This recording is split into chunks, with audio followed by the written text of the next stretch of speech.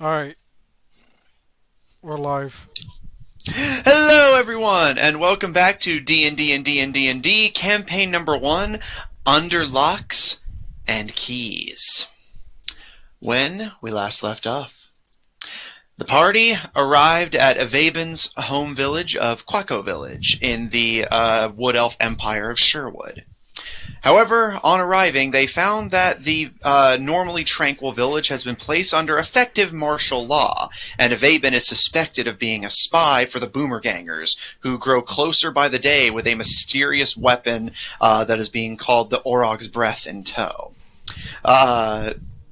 However, on doing some digging, the party managed to get some information. Ivaebhin is being suspected because the Wood Elves do not, in fact, have the Forgecast Pistol that they're seeking. It is more than likely in the possession of the Dark Elves. Specifically, the Dark Elves of the nearby Underdark of Ostiliant, which, more than likely, are the very same Dark Elves that abandoned Ivaebhin on the surface to begin with. In addition, while gathering this information, Ivaebhin discovered an unsettling legend about the treasure the party is hoping to access with all of these combined keys. Oh yeah, I forgot about that. That supposedly it is not, in fact, a treasure beyond all measurable value that lies beyond. It is, in fact, a terrible curse that the moment the door is opened will kill whoever opens it and plunge the entire world into war, beginning the Fourth Age in the wake of the bloodshed and violence it leaves in its wake. Kept behind that door by the gods in hopes that it would one day redeem itself, but with no present luck. Whether the Boomergangers themselves are aware of that or not, the objective likely remains unchanged. The Boomergangers intend to get the Forgecast Pistol first, and the party probably is going to have something to say about that. As your enemies charge through the forest, you now have an advantage over them in that you know where the pistol is. With that, as the application of glamours concludes, and I believe, yes, we left off with the party being left to their own devices, as the inn is left by Ivaebhin's comrade and sprite companion, who have currently glamored Flower and Fall to look like a pair of Wood Elf twin children, Asari to look like a red-haired light elf, Grelog to look like a dark-haired muscular light elf, and Ivaebhin to look like a plain, unassuming wood elf. Much like how he ordinarily would look if it weren't for his dark elf heritage that the bulk of the villagers seem to have had something of a problem with while Ivaebhin was growing up. As you all are left to your own devices, Ivaebhin, your parents and friends leaving the inn, with you having all of your new information in tow, and your allies and yourself now able to blend in, what would you all like to do? Before we start, what do you call a sorcerer who can summon cats? What's that? A necromancer. Awful. That's pretty good, I liked that. Got some mixed responses. Actually, Lucian. That's Because how now she has the fucking, Lucian, spectral isn't it? cat. Okay, Matthew, you're gonna have to change it. Change the thing to the saying at the end from necromancer to necromancer. Oh my god. I'll try to remember, but no promises. He's gonna forget on purpose. On purpose? He's gonna push it out of his mind. Because he cannot appreciate my culture over here. Your cult. Amanda cannot appreciate it either. You are full of beans, you are. But yeah, so what would you guys like to do? Well, I think I would like to start heading out to the direction that they were gonna go. North something. All right. Ivaebhin seems ready to head north. Was it northeast? Was it northeast? No, it is technically just direct north, although if you... The direction that he was going to follow originally. After yes. No, that's just straight north. he went straight north? I thought he went, like, east or northwest or something. Yeah, no, if you want to get technical, it was technically northeast, but just northerly is still applicable. Were you still working out exactly where it was at the time? Well, no, I do remember or I'm literally looking at the map right now. I know where it is. It's just more like, basically, most of the directions have just been more focused on north, but yes, it was mentioned that if you want to get technical, it was northeast. Okay. Well, Ivaebhin would like to head out. All right. I'm also fairly certain he doesn't really have any money to buy anything with. Okay. The rest of you? I know, I lied. Just ready to go. Alright. And we might Paul? want to find somewhere to fill our water skins. You do know that the river Airwash travels through this area. So yeah, can Ivaebhin, like, hit the river, like, on their way out? Yeah, the river passes very close to Quaco Village. You can do that easily. Okay, so yeah, he'll do that so he can get his water skin refilled. Okay.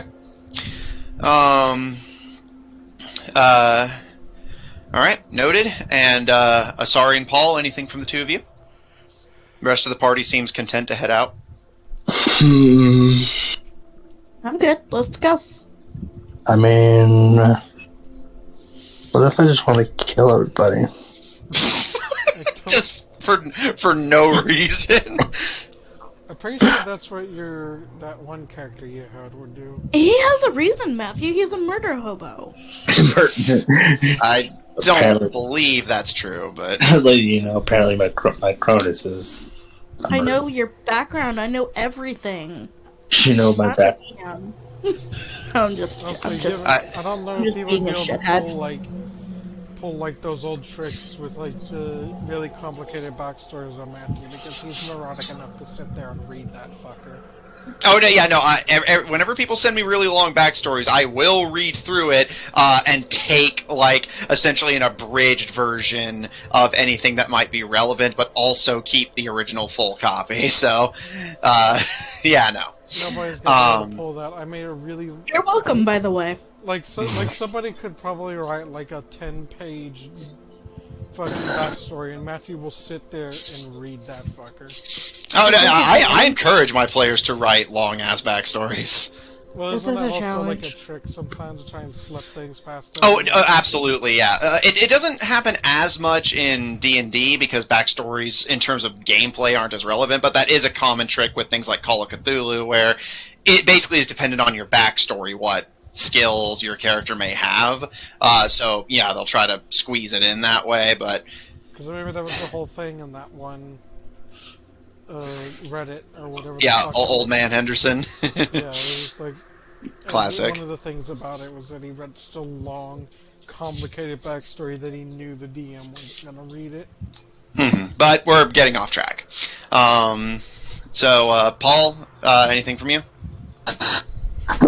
No, I mean he doesn't have anything planned for this town, so Okay.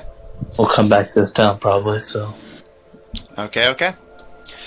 In that case, you all make your way out of the Sure Inn. And while Ivaebhin, the sun still stings at your eyes, and you can feel that kind of instinctive burning, both physically in terms of your eyes and face, but also that kind of prickly sensation as you're expecting to have attention drawn to you, both just from your experiences growing up and also the current circumstances of being in this village. But while it's makes things easier, certainly, it is somewhat unsettling as you simply pass through the village along with your party completely unnoticed. While, of course, people occasionally glance at you. Light elves are not an everyday sight in Sherwood Forest, and Paul, still being human... what's up? Oh, you're talking about the other party members. Yeah.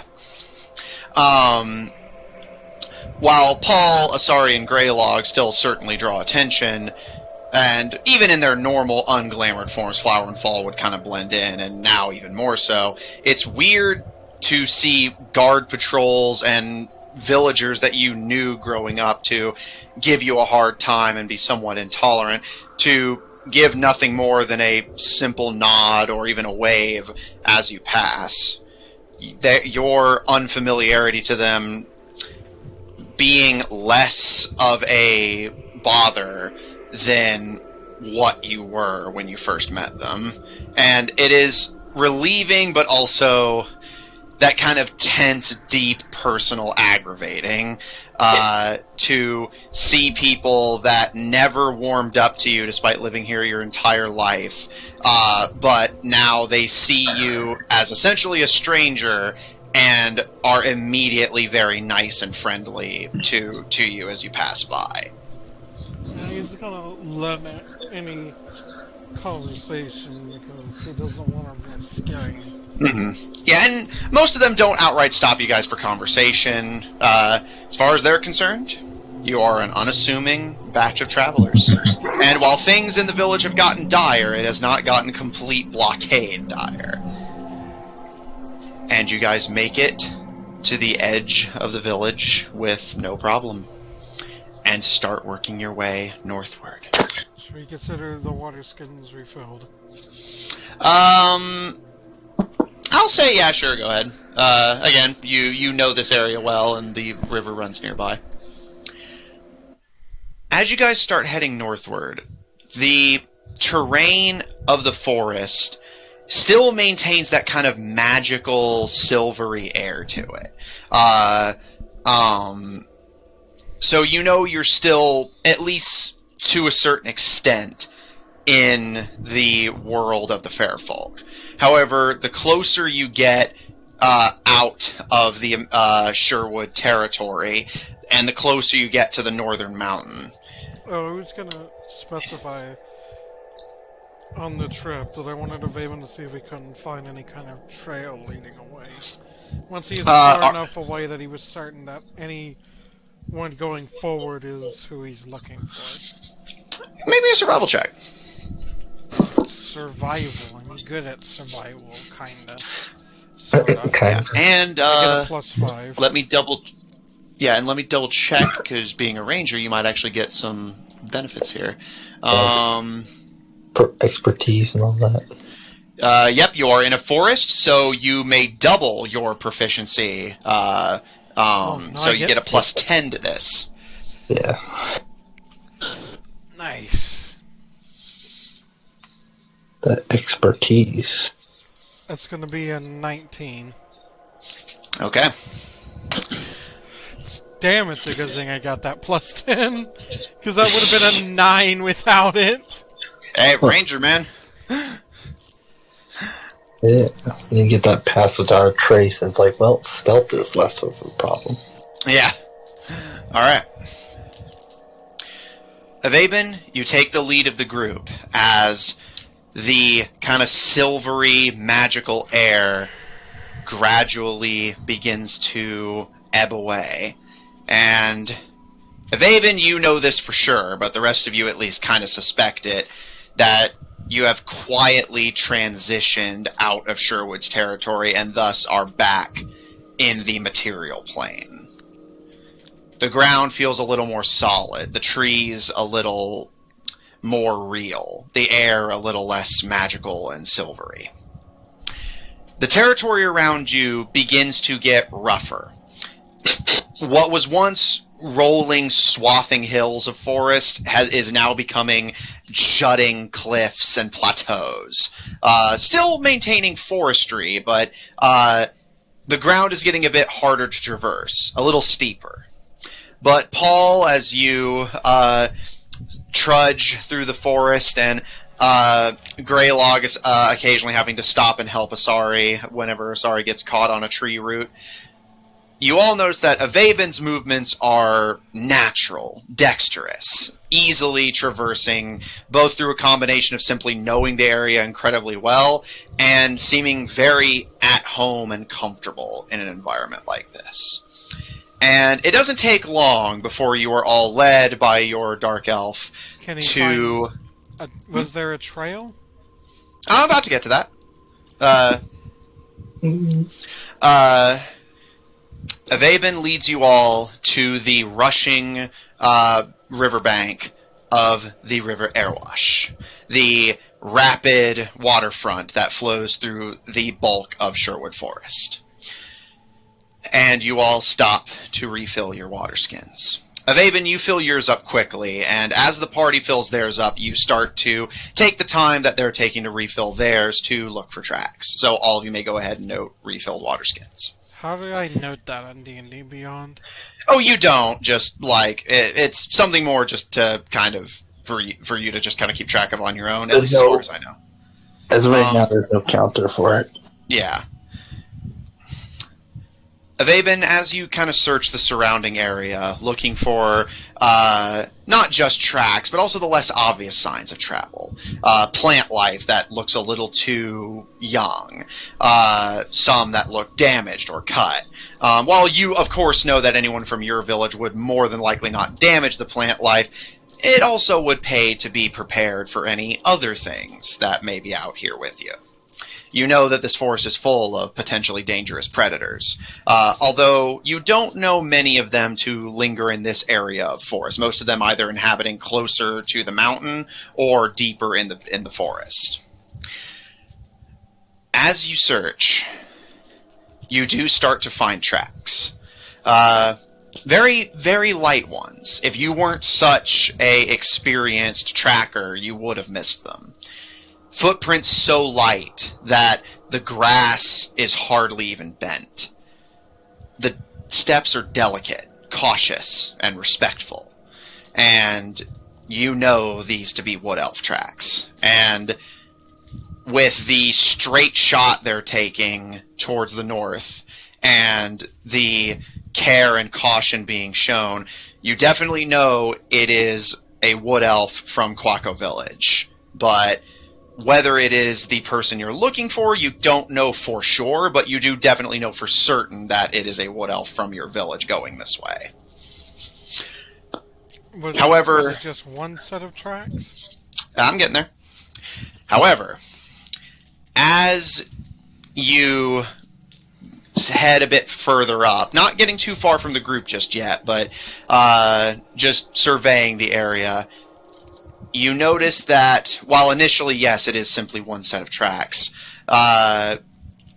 you notice a different set join them from a different direction.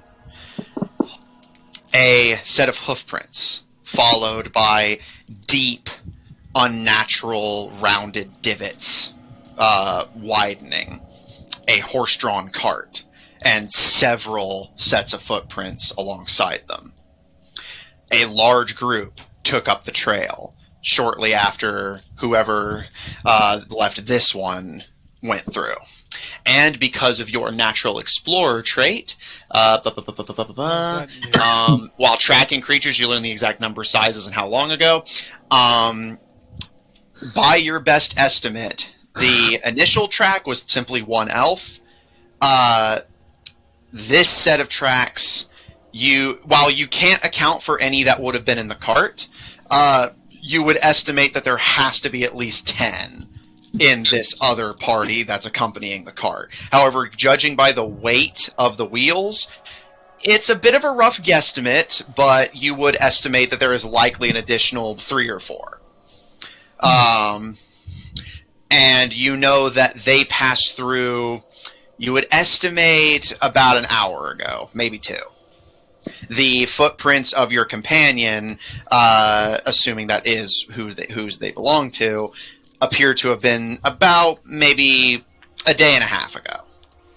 Does that line up with what he was told when they left? They said that he left a couple days ago.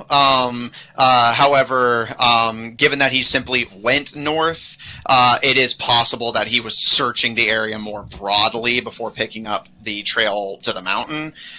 So assuming that he didn't find it immediately and spent a day or two just kind of checking out the area before heading to the mountain, then yes, that would line up. Okay.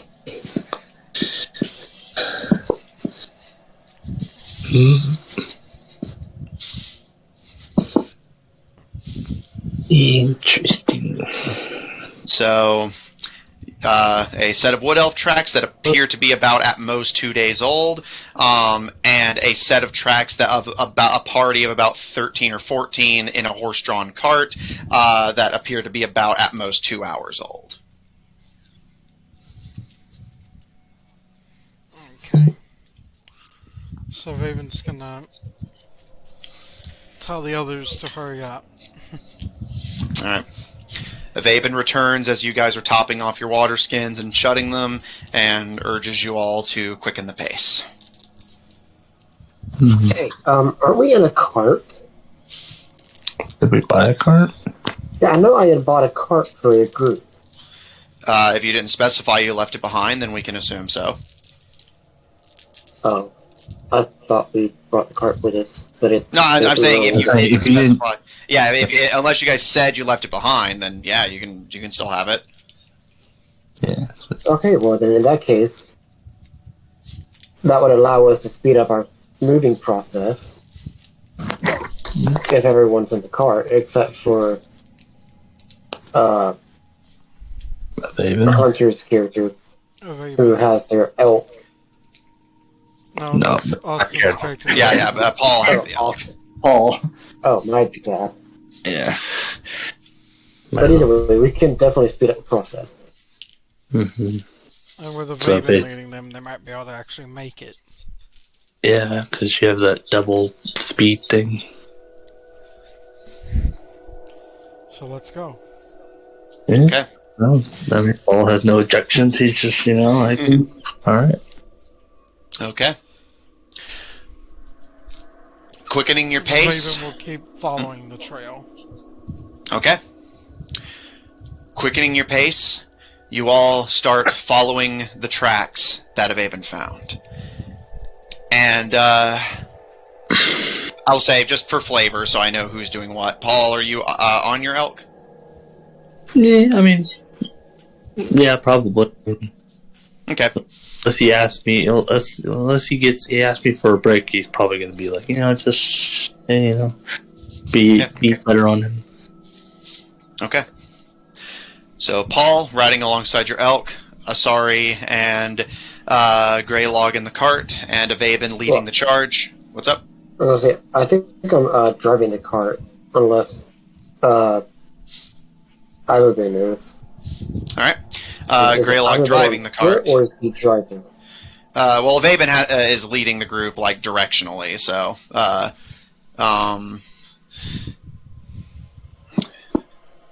Asari in the cart, Grelog piloting, Paul atop your elk, and Ivaebhin at the head navigating. You all start weaving your way through Sherwood Forest.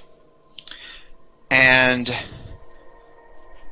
you all start to notice the deeper in you go. Not only does the terrain get rougher, but you also start to notice, even to those of you who are less survival happy, less aware of things like tracks, even you guys start to notice things. At one point, you guys cross a small kind of muddy area, one of those areas in a forest that tends to flood when it rains.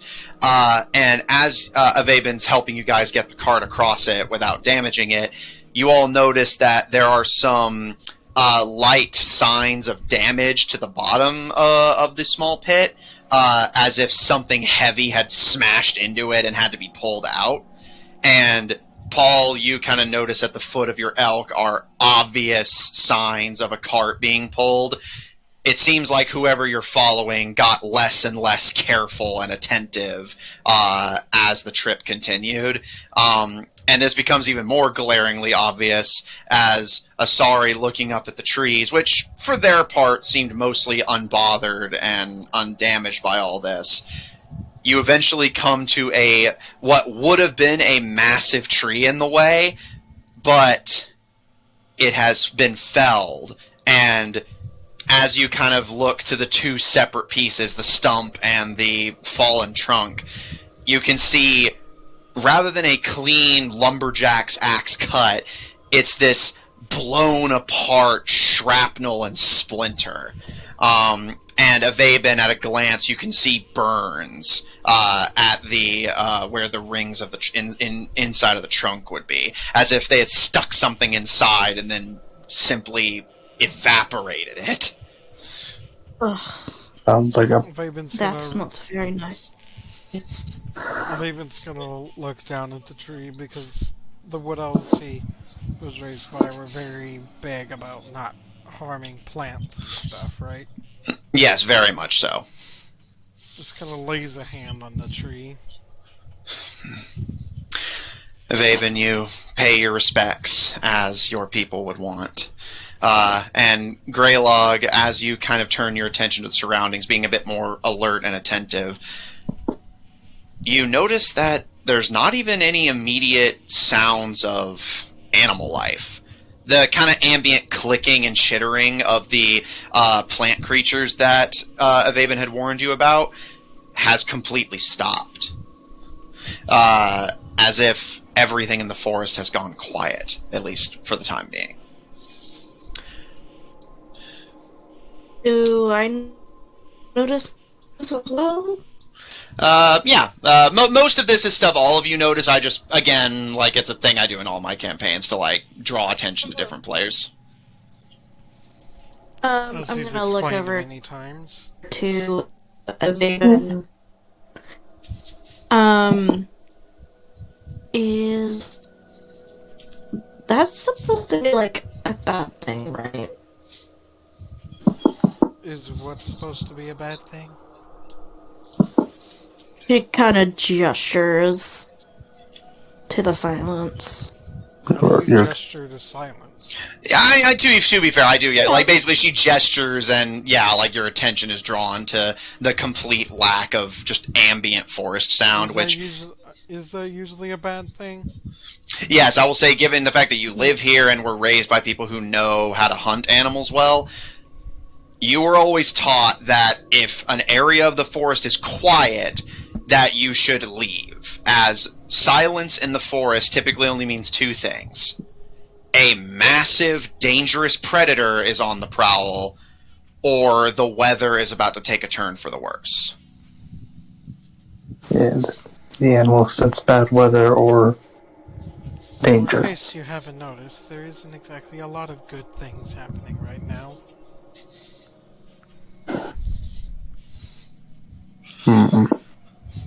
Yes. So, I mean, obviously, but what I mean is, I can't understand a word you're saying. You're gonna have to use Jared's mic. Make sure you mute your mic before you swap. Hello? Yes. Okay, what I was saying is...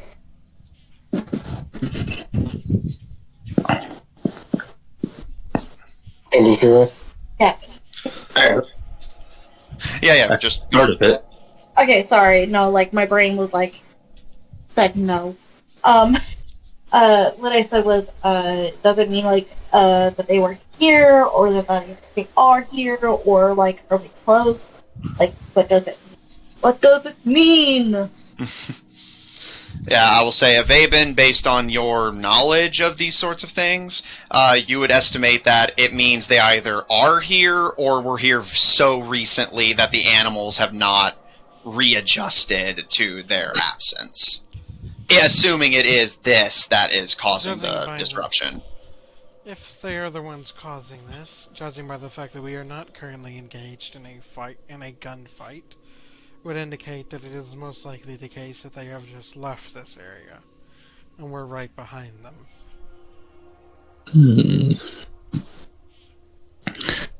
Well, if they are the ones causing the silence. It could also just mean that there is a...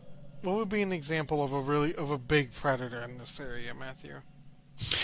In this area, a Triffid colony migration would certainly warrant it.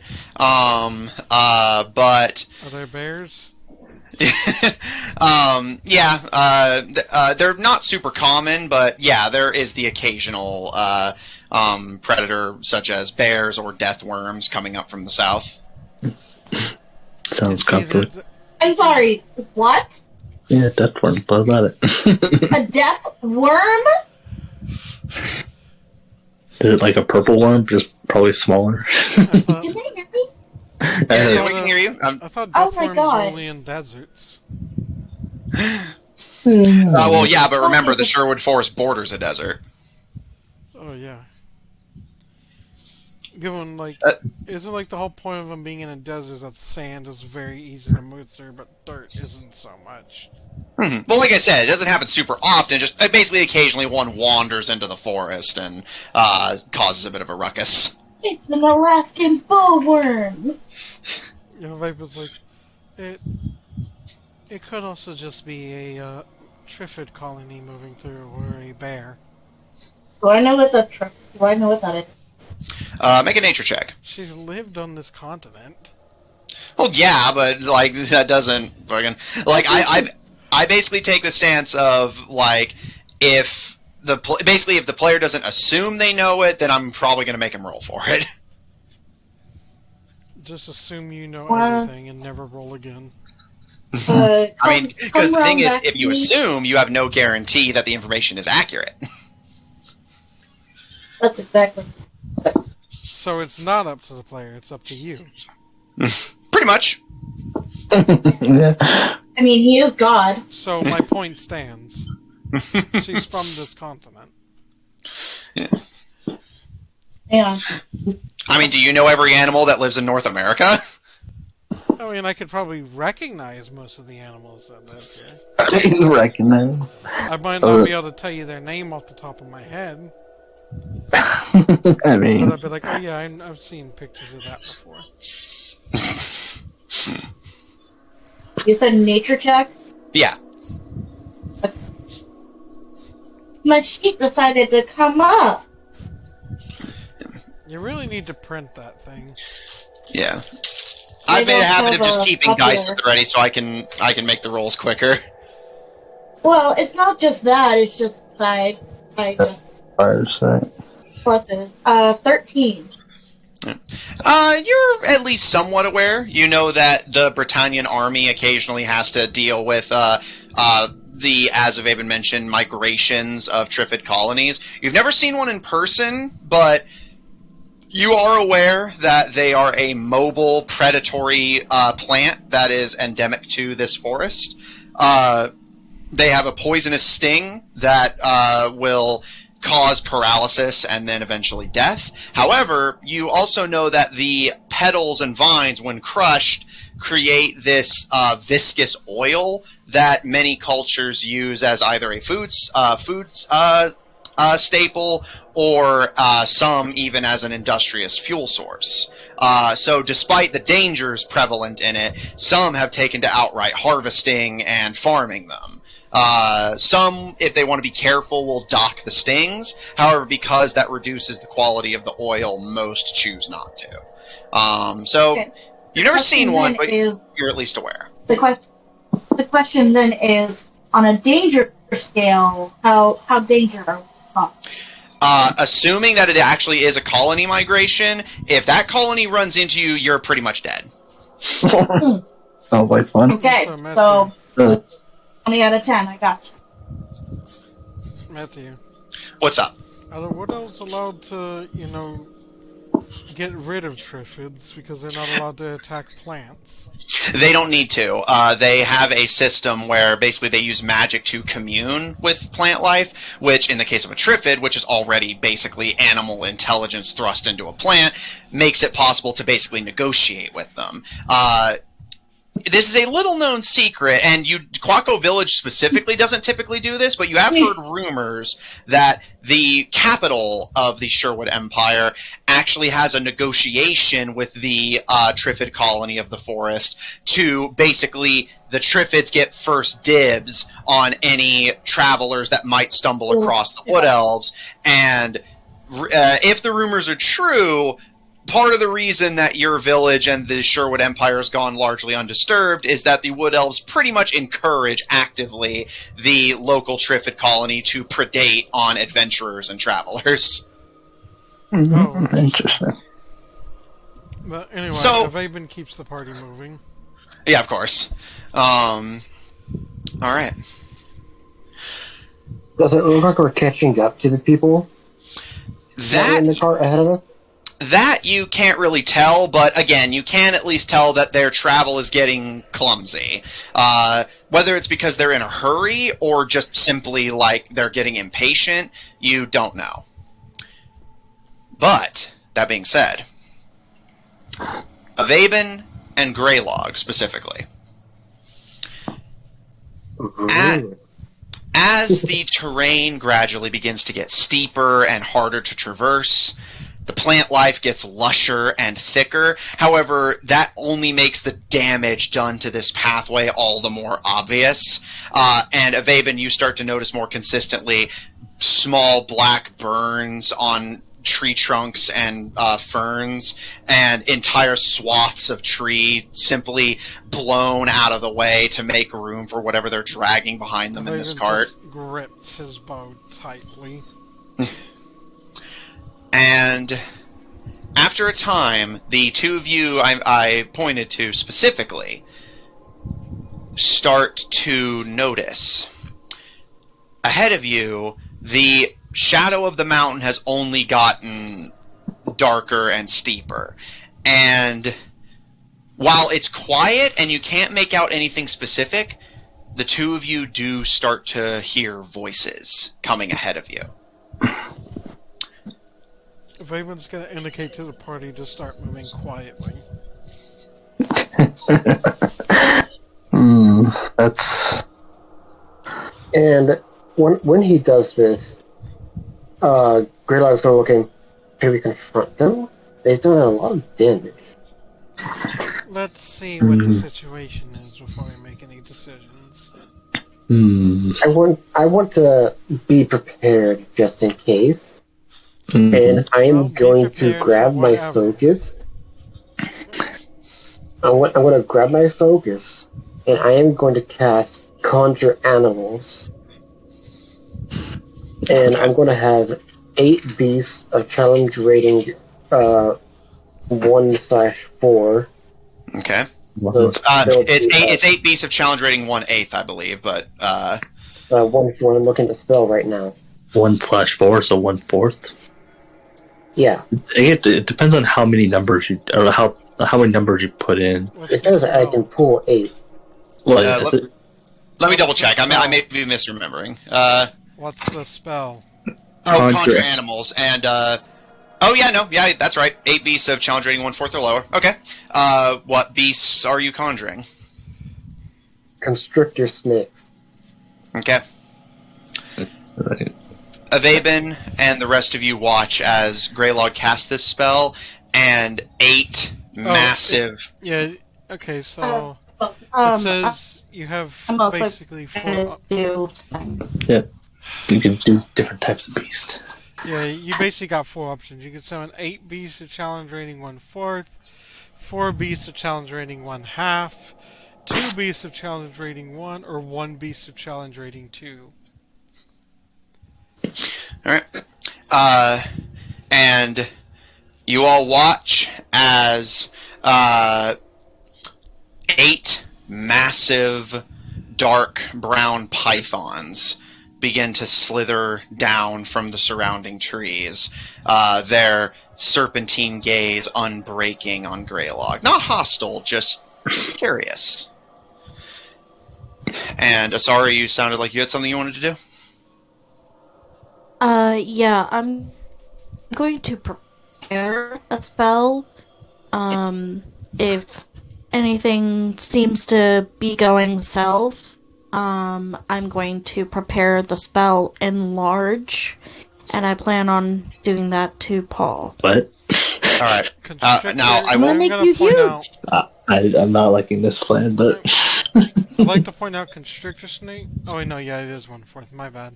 it is. Yeah, it's good.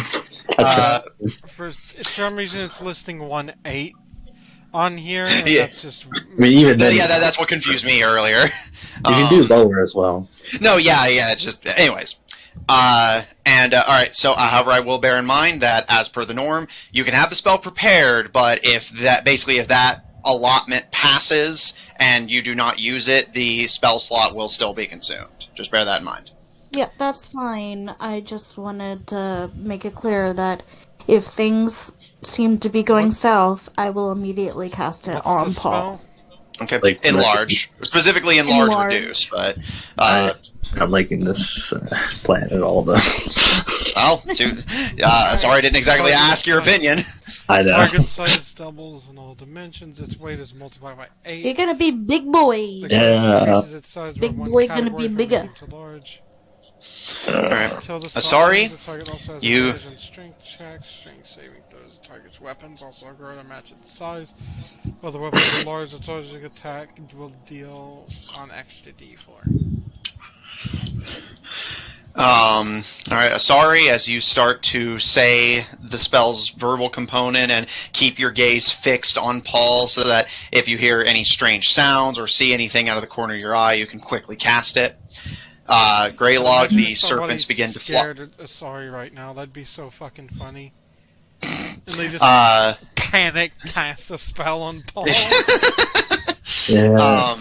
Grelog, No, that's a Lucian move. That is a Lucian move. It's panic. the- You don't get a choice. the serpents begin to flock to you. Ivaebhin and Paul, what are the two of you going to be doing? I'm going to quietly move forward to see if there's anything ahead of the group. It sounds like we're stealthing. I'm trying to think how Paul could do this without, interrupting the party. Maybe he could just wait until somebody tells him to come up. Wait in the back. Let the senior people be sneaky. Oh, Samantha, I have a question about the darkness spell. What's up? If I cast darkness on someone, will Yeah, I we give can't. everybody disadvantage to attack that person? Yes. As long as they don't have dark or devil sight. Yeah. No, if I cast it on someone, would we then have disadvantage trying to Yes. attack them? Yes, because you You can't can't see. You can just see the. Spell is kind of useless. Well, but bear in mind, its main use, because my Friday campaign characters use it to great effect, its main use is not to put someone in the darkness and then attack them. Its main use is to cast it on a group of targets who then none of them can see you or each other. Yeah, or a good combo is a warlock, or I guess as long as you can have it, devil sight, which lets you see magical darkness as well. So you can just be like darkness, and you can't see me, but I can see you. It does. Hang on. Oh, I can see it now. Darkness and then fireball. Let's see. Fairy fire Yeah. creates a light, right?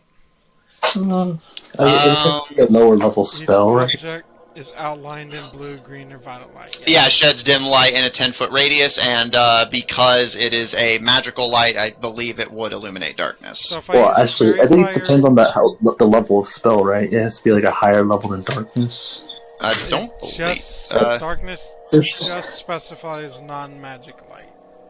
No, actually, yeah. If any of the spell's area overlaps with an area of light created by a spell of second level or lower, the spell that created the light is dispelled. So this is literally useless to my build. Yeah, I mean, it's like we were discussing last creative week. you are. Like, it doesn't have to have. Basically, it's not a straightforward. What is a situation I could ever use this in? You can blind Combat someone or and not? he attacks if there was someone an else. entire firing line of riflemen, you could cast darkness, and literally all of them would be unable to see you and shoot you.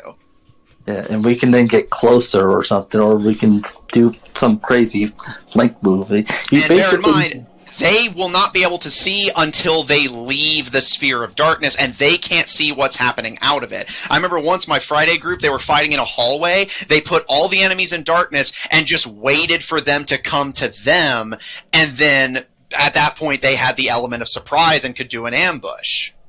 Yeah. Basically, you can't just think of it as, oh, it's a straightforward combat buff. You have to get creative. It's a game of imagination. They get creative with your magic and items. That being said, if you're going to be sneaking forward, Ivaebhin, go ahead and make me a stealth roll. While they're making that, Paul, any decision on what you're going to be doing? It's going to be a dirty 20. Right. I guess I'll wait. I got the movement speed to catch up to them, so I'll wait in the back. Okay. And I do plan to move up with Ivaebhin. Well, bear in mind, you're casting your spell first, so Ivaebhin's going to get first. Oh, yeah. First go. I will say that technically Fair gives you advantage, with that at least that would counteract the disadvantage of darkness. Well, but darkness dispels whatever spell's creating the light. Well, yeah, that one's based off the DM. It'd be technically-ish. I mean, so yeah, it gives you disadvantage, and darkness would give you disadvantage. I would say it almost cancels each other out a bit.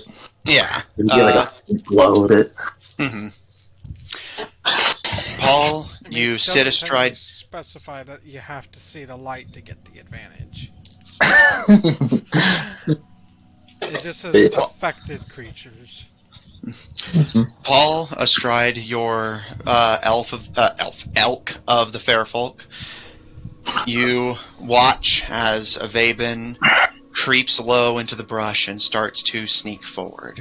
As Grelog, essentially Disney princesses a bunch of pythons, and Asari has her eyes firmly. Firmly. Princess, it's summoned fucking pythons. Firmly has her gaze locked on you as you just kind of. Here's what's that? What the one says? All I hear is robot sounds. Yeah, again, Jer's mic, Amanda. Well, no, I heard it. It's just Snow. She was referencing the Snow White summoning little birds.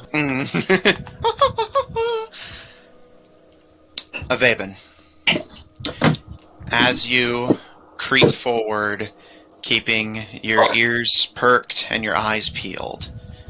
And they're big ears. They are.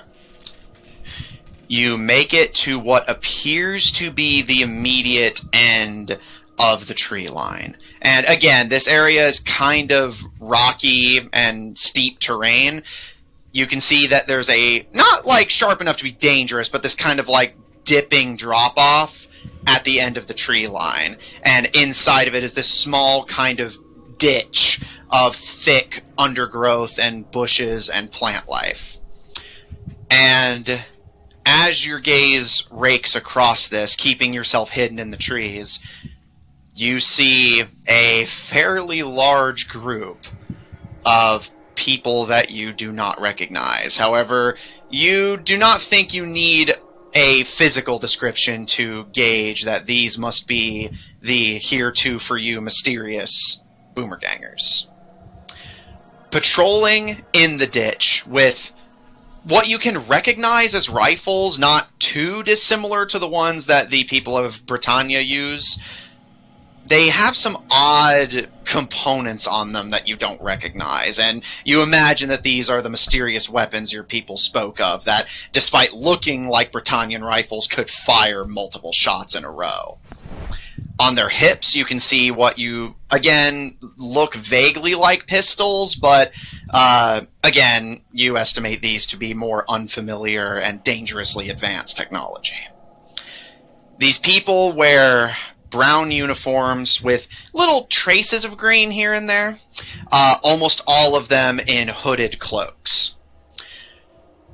Sitting in a wagon that is currently being pulled by what you recognize as a Tyrandris, a gray-furred elk-like beast of burden. In the back of the wagon, you see what you initially think is a cannon, but you notice it is several small tubes in a circle. With a large, odd-looking rectangle sticking out the back. And in the wagon alongside this odd weapon are 4 more of these boomergangers. In total, as you do kind of a quick head count of everyone you can see, assuming you're not missing anyone, there appears to be about 14 or 15 people here. Fun. And looming over all of this, you can see a rocky outcropping of Mount Olympus. And where the mottled brown and gray stones curve to meet this ditch, you can see a large, ornately carved stone door. Easily 15 foot across and 20 to 25 tall. And sitting at the forefront of this door with a small contingent surrounding them, you see 3 boomergangers, who you do not recognize at a glance. However, I will say, just for audience and player retention, Paul would recognize these 3 as figures that encountered you in the sewers of Tortage and fought you in an attempt to accost you for your valuables before retreating. However, Ivaebhin, for your benefit, you see 3 figures. One that is incredibly short. You would say probably about 2 foot tops. Another that's a little on the small side too, although they don't seem to be unnaturally so you imagine they're either just young or a somewhat shorter species. And one that's a little taller than the 2 of them. And the 3 of them are having something of a hushed argument with each other at the head of this swarming patrol of rifle-wielding cultists. They do not appear to have noticed you yet, but you are incredibly outnumbered, and assuming that cannon still functions, outgunned. Does Ivaebhin see any other indications of any other people? Make a perception check. Perception. Is he in the cut? Would he be because he's in the tree line, would he be kind of covered? Yes, you are covered. Okay, so I can do this without disadvantage, correct? I think it's also late at night, or it's late, right? No, you guys got up so it's kind of late afternoon by this point. But yes, I will say, as long as you're in the tree line, you are out of direct sunlight. However, if your target is in sunlight, I will be kind of quietly keeping that in mind. Okay. It's gonna be a 16. Okay. You have to kind of squint a little bit, as, again, while you are covered, your targets are still in the sun. Thankfully, the shade of the mountain is doing you some favors, at least. You do not see any indication that you've missed someone. They don't appear to be hiding, and again, in total, seems to be about 14, 15 of them. And you notice that the ones in the cart seem to be kind of fiddling with its underside, and while you can't see what it is they're fiddling with exactly, you do recall seeing the signs of them having hit something on the way here. It is possible that the cart was damaged in some way, so they're taking this time to repair it, while the 3 up front have whatever argument it is they're having. With your perception, that's the only other additional information you achieve. So there's no other people but the boomergangers out here right now? As far as you know. Okay. Ivaebhin's going to return to the group. Alright. Asari, your spell slot is expended. Yes. I'm happy. Do I have to roll stealth on the way out? I'll say yes, but basically it won't be a particularly hard DC since Control 1. Alright, so that's going to be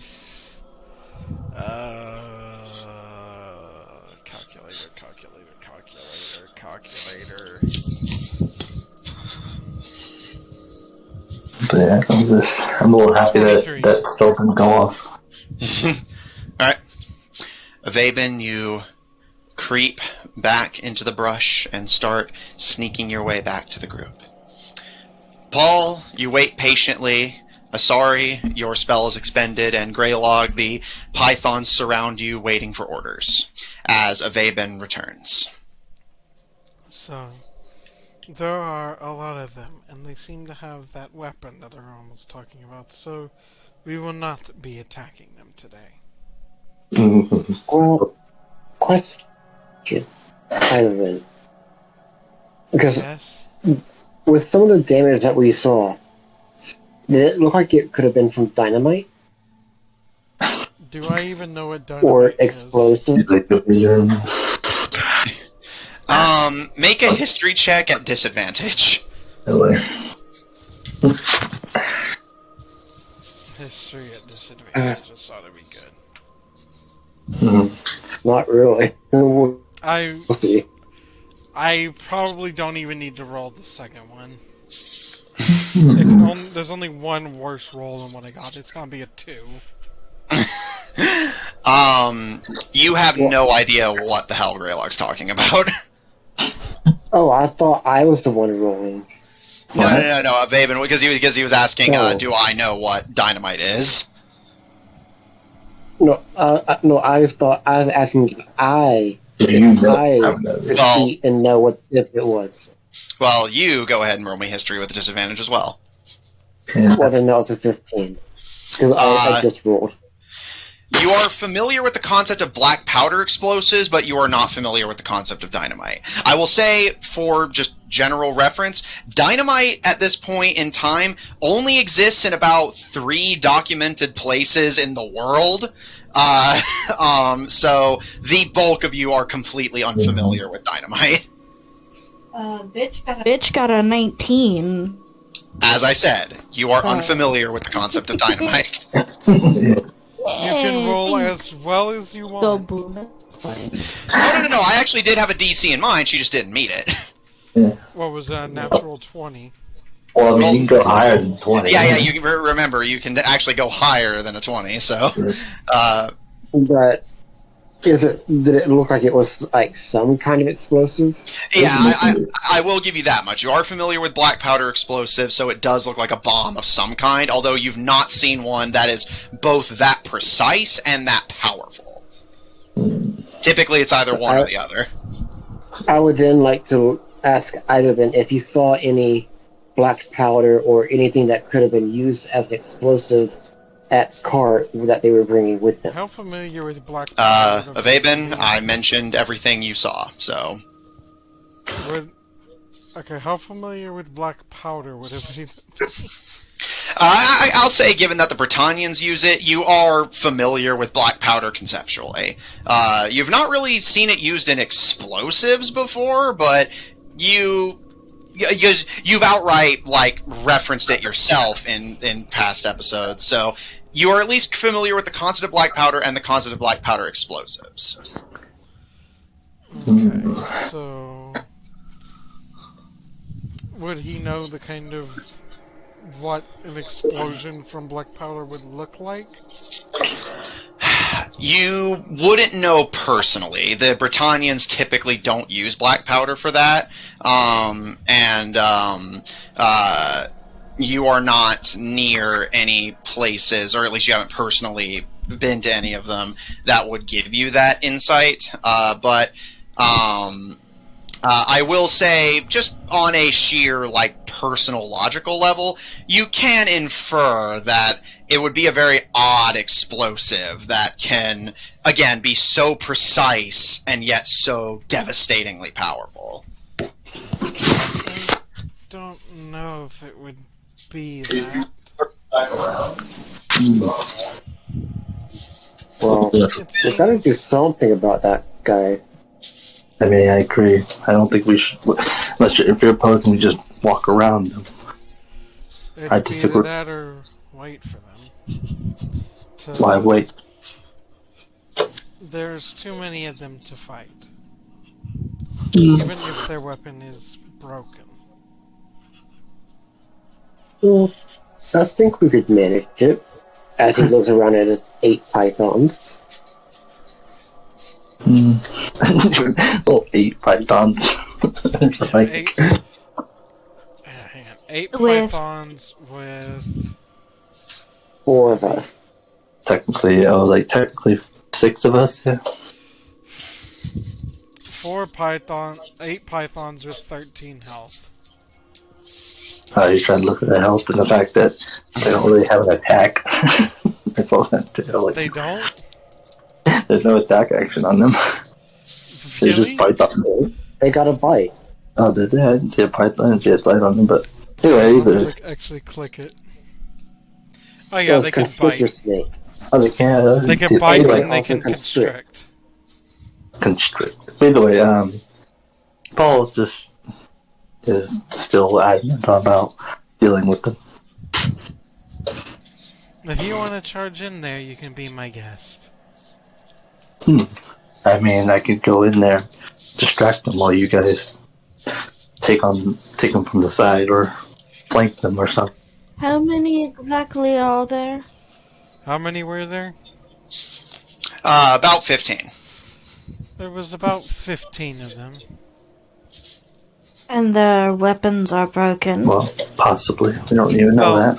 One of their weapons, their big weapon seems like it might be broken. But they do still also have their individual weapons that are apparently far more capable than anything else like it in this area. And How many of us I are there? still think that we could possibly take them. the problem is that if we just ignore How them, many- they'll become a problem later. And if they do fix their big weapon, they just become a bigger problem. And assuming How that many this of whole them we are have there the, right now, we have the Matthew? advantage right now. How many the of tree us line. are there? Assuming you don't count Flower and Fall separately, 5. Okay, 5 Well, plus 5 plus 8. the post victors. We're at I 13, think with that's a majority of that being just very a- weak and easily killed. Hey, you know what? I think if we sneak up on them and get an advantage, we could possibly be able to be fine. Like I One said, of you wants to, if y'all want to charge in there and fight them, be my guest. I can be I'll used as be there. distractions. I'll try to help you not fuck it up. I just realized, what if we could obscure their vision? I have smoke I could grenade. actually do that too. Do that too. I have smoke grenades that would dissipate and allow us to get in there before they even realize where we're coming from. Well, the problem is, I guess, will it obscure our vision, right? Yes, such methods in my experience tend to make it difficult for yourself as well. I mean, we'll get in. We'll just be. I can only do it once, but I was planning on doing this to you, dear Paladin. I have a spell to where it's going to be very hard to hit you. Gonna be very hard to hit me. Indeed. By making you blurry. Blurry. Yeah, it's the spell blur. I mean, you didn't know that, so you're just like, Yeah, it literally says that the attacker gets disadvantage, so... But like, and it's like, damn, he's just like blurry. And I get like out of character what it does. I'm like, Paul has no idea what they're talking about. Essentially, it just makes you hard to see.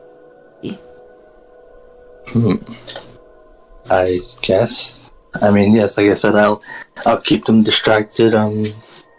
Y'all get into a favorable position. I guess with this blurriness, I guess I can easily. Well, I was planning on going in with you, dear Paladin, and I can cast it when we are in combat. Well, either way, it seems like we need to decide fast, or soon. I'm the way ready if when you you wanna- are. Lead the way if you want to charge in there. Alright, well, I'm happy she didn't do the enlarge spell. Okay, question, Dan. Were there any plants around the cart of the enemy? Oh, you don't know. Well, that's what okay, I guess. Ivaebhin, were there any plants around their cart? Were there? Oi, Yeah. Matthew. Oh no! Did we lose our Sorry, DM? Sorry, no, I had muted. I didn't want to cut in while you guys were talking. Yes, there are Ivaebhin, you recall that there are plants very heavily choking that entire area, so there are some around the cart. Yes, there's plants around the cart. A lot of them.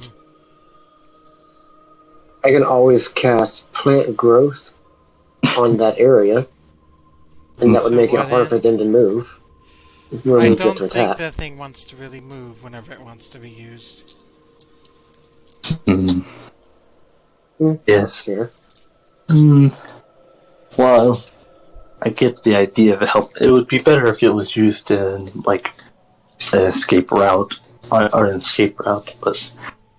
on the battlefield itself, it will make it hard for at least me, I don't know about y'all, or at least it'll make it hard for my companion to move around. Okay, then I will save that. And he will get one of his smoke grenades ready. Didn't we agree that the smoke grenade was not the best idea, my love? I mean, I guess we can try it, but again, Paul will start, lightly try to work. Seems like it would be more... it would be less helpful than... I feel like the smoke grenades would be something for maybe like a fortress or something, because How long do the smoke grenades last? in an area like this, it's not gonna do its job.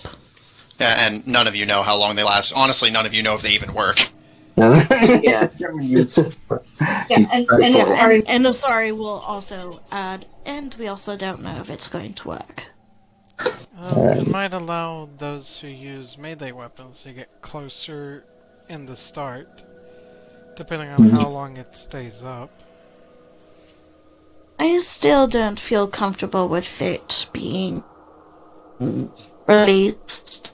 I think from now that Paul and I can get in there and at least get them distracted while, if you, Greg, want to have your animals attack. And also, I guess what you could do is you can use it as an escape if seems like we're not doing very well, then you could toss. I do have a spell that I can get us out pretty quickly. Oh.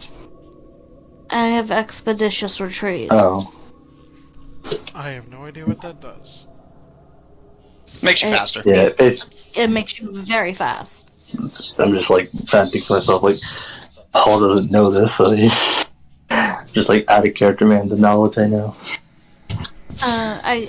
Sorry, we'll simplify it for Paul. Just say, I can make you very fast. You can make, me being very fast. I can make you blurry, I can make you fast, I can do lots of things. Well, I guess if you need to be, you can, because my own speed doesn't really play much an account. You can cast it on my steed, and if need be, it sounds like you're coming with me, so you can. Are you planning to ride the steed? Yes. I could enlarge it for you. You'll see enlarge again. Yeah,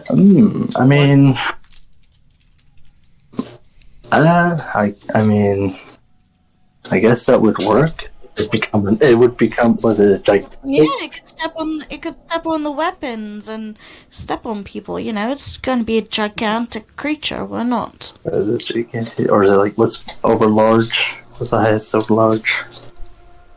I think it's giant. I think it's gargantuan. No, gargantuan's wait. I think that's the biggest. Yeah, hey, Matthew, I'm not really sure. Huge is the next size up. I think gargantuan's That's gonna be huge. Big enough to start stepping on things? Only gargantuan creatures just straight up step on things, although some creatures, like centaurs for instance, can damage things via their movement. But in the case of the mount, the only effect of Enlarge Reduce is just, they get bigger, but there's also some other enhancements to that as well. I get enhancements to it, but the problem is, I'm also thinking, like, logically, like, my mount gets bigger. I'm like, how am I going to attack the enemies from way up on the mountain? Have you had you gotta have a pike. I'm just trying to, poke them, like, hey, come here, climb up here. Come on. And, what? I don't know what you're saying. Jared's like saying enlarge me. And Yeah, I said I could always enlarge. Well, would that be a problem? Well, I don't think that spell will work for me. Maybe for someone else, because that seems like it'd be a burden on my mount. Because large. No, save that spell for later. And Paul, Flower, and Fall kind of hover up to you, and what should we do? Well, I mean, They do. you are also, seems like you are close. You like to get up front and personal, or at least one of you does, and you'll look towards, like, I think the one uses the bow, typically. Axe, but are you basically are you looking at the one who normally does long distance combat? Yeah, I was like the one. I think that would be Fall, who typically uses a pistol. I think one of them had like a ranged weapon. They usually do that. Sprite got a pistol. Remember, they shrink things down. Yeah. I mean, how did they acquire a pistol? Oh, well, to be fair, they were adventurers, so probably just bought it. That way, I don't remember where we got it. Either way, But yeah, so. Well, I mean, you can do as you normally do. Just some of our new friends here don't seem like the type to go out in the front line. So, Well, that's what we're for. yes, and so I try to be y'all's shield if I can. They both give you a nod and kind of perch on your shoulders. Melee damage dealer is like the ultimate like risk move is to be a melee damage dealer. I mean, I'm also a tank, you know. Because like you gotta go get right up in there, but you're not the tank. But I mean, I am the tank. I said damage dealer.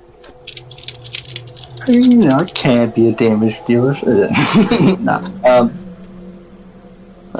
No, but either way, Paul will start. Okay, so should we get going?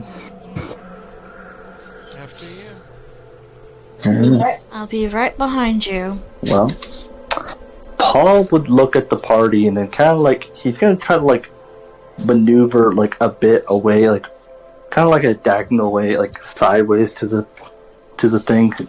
group that allegedly in front of us. So like. Basically, his plan is to enter in from a new direction. Okay. So plan is to enter from a new direction, so they won't suspect where the rest of our party is. Okay. So And then far away were they, I'm man? going to stay in the tree line. Yeah, and I'll say they were about 100 feet ahead of you. That sucks. That's going to be a lot of. Should I go in loud or? I mean, they're still within range Right. of the bow.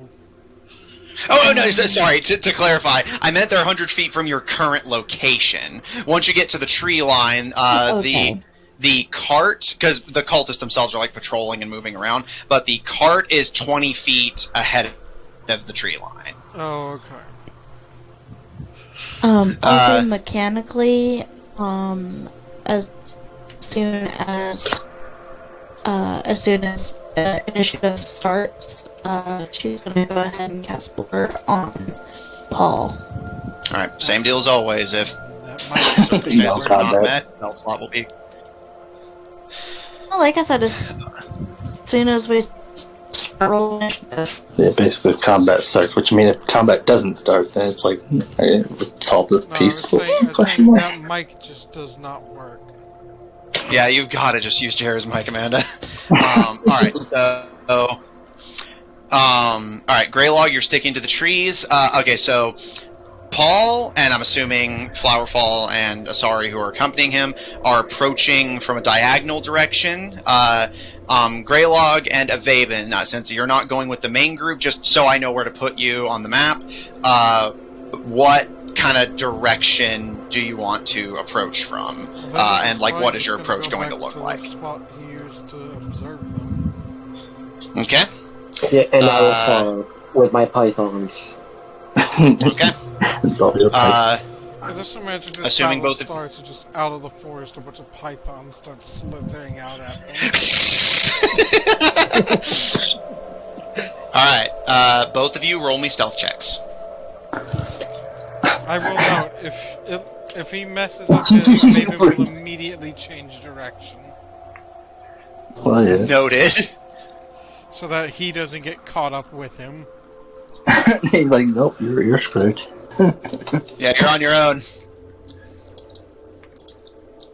That is going to be a 25. Out of curiosity, I know I shouldn't say this, but does each python have to roll stealth? No, I actually did look this up. Typically, when it comes to things like this, you roll as a block. Okay, so it's like... Which I will be rolling. One Okay. hit loudly. Alright, Okay, and so Grelog, that is what'd you get for stealth? a natural 20. Nice. Okay. Alright. Grelog becomes invisible. Yeah, Ivaebhin, you start creeping along the trail you took before, as you can see Paul, Asari, and the twins taking a different direction, presumably to throw them off. However, you see Grelog climb up into a tree accompanied by their pythons, and then effectively just completely disappear from your observation. Not so much as... Not so much as a falling leaf to indicate that they're traveling in the trees above your head, which is kind of unsettling. But keeping your bow at the ready and low, keeping your bow at the ready and low to the ground, you start creeping through the underbrush, and all of you arrive at the tree line. And a couple things that Grelog and Paul, or actually, wait, Paul, what's your passive perception? It's, shitty. Okay. I want to make sure I wasn't mistaken. Yeah, Grelog, something you immediately noticed that Ivaebhin had not... Grelog, something you noticed that Ivaebhin had not whenever he reported what he saw. You see that surrounding the stone door that the Boomergangers are standing and arguing in front of, you see they are planting and tying up several red sticks. What's his passive? Grelog, passive perception? 16. 16? Okay. Ivaebhin's is 15, so I guess Matthew was setting that at a 16. Well, not only that, but remember, it's in sunlight. Yeah, you have disadvantage, so your passive is a -5. What the fuck? How do I see any more of the red sticks Make in a the perception car check. or around that area? Make a perception check. Well, how does disadvantage affect passive? Well, because if you have advantage on perception, like if you have the sentient shield, which gives you advantage on perception on sight, you get a +5 to your passive perception. So, basically So his idea is that you get a -5, so your passive becomes 10 for observing something he in said sunlight. -5, which... Well, that means- like as in a +5 -5 you have modifier. advantage. Yeah, Yeah, No, negative yeah, that's means fair. Just number to clarifying. me. Mm-hmm. That's called Alright, and so Grelog, 21. you can see several of the red sticks in the cart. Oh, I see. Red sticks are now. I'm going to signal. Now I'm guessing that these are explosives of some kind, since they're putting them on the door. And I'm going to signal down to Ivaebhin. Point at the cart and mimic with my hand a boom. Does he get what he's saying? It's up to you. Does he see what he's pointing to in the cart? Make a perception check at disadvantage. I probably don't even need to roll. Might as well. Gonna be a 13. Looking closely, you initially don't see at ground level anything. However, you do see one of the boomergangers approach the cart and pull a couple red sticks out and start approaching the door, which not only draws your attention to the line of red sticks you had missed the first time, but also alerts you that there is likely a decent chunk of this stuff in the cart with this odd cannon device. Alright. I think And he I can would make the then- same assumption that it's an explosive, right, Matthew? Up to you. This is one of those logic God puzzles fucking where it's damn kind it. of up to you. I have fun playing. Alright, Ivaebhin is gonna assume those are explosives and pull out an explosive arrow. Alright. Oh, Noted. That works. I was just going to cast Flaming Spear. I mean, they're both the same. Well, I mean, you signaled to Ivaebhin. Alright, in the meantime, Paul and Asari, you two approach from a diagonal direction. You see all of this, although you are not immediately privy to the explosives in the cart. Nope. What would the two of you like to do? So, I guess I'll look towards the others and be like, so we're ready for this? Yeah. Exactly when you are, I will on. Flower and Fall shoulder their respective pistols. So, I guess, What is the radius on the explosive arrow again? Let me double check. I have it noted. I just need to grab the notes. In the meantime, before I rattle that off, go ahead and say what you're doing, Paul. well, I guess Paul will kind of like situate himself, like getting ready for battle, and I guess he'll look to Asari and be like, should we just charge and attack, or? Yeah. I can't do another spell for a couple of minutes, but go ahead, and I'm right behind you. Okay, well, I guess, it goes nothing. Does Ivaebhin see them, Alright. by the way? I'll say yeah, given that they're not exactly stealthing. Ivaebhin yeah, is you gonna can- try to indicate to them by, like, pointing at the cart in some way that indicates don't go near that. Paul doesn't see you. If Yeah, your stealth, remember? can I not reveal myself to one specific person? I mean, if any Paul doesn't see you, yeah, that's the part I can't understand, because I have terrible I don't pass. see him. I rolled a 4. I'm just I trying. I'm can't just purposely reveal myself to one specific group while not revealing myself to another. well, I mean, Well, bear in How- mind, how they would are you do that? actively patrolling like 10 feet away from you. Yeah, Like, you can stick would your you arms do out and wave if you want, but... God, Ooh, you fuck. could always shoot an arrow at Paul. Dude, Well, you know what? If they A fucking get blown up, they get regular blown the area. fuck up. How's that? Right now. No, I'm saying a regular and 20 area. feet on the explosive arrow, by the way. Son of a bitch. Now where did that fucking dice go? yeah, well, Alright. Paul will go. With this confirmation, I will charge. Hang on. on, I can't find Okay. my D20. I'm gonna have running. to hold up. I'm running as well. No worries, I need to transition anyway. That's kind of an all right. important one. Oh, I fucking threw it and it bounced off my keyboard and landed somewhere I can't see.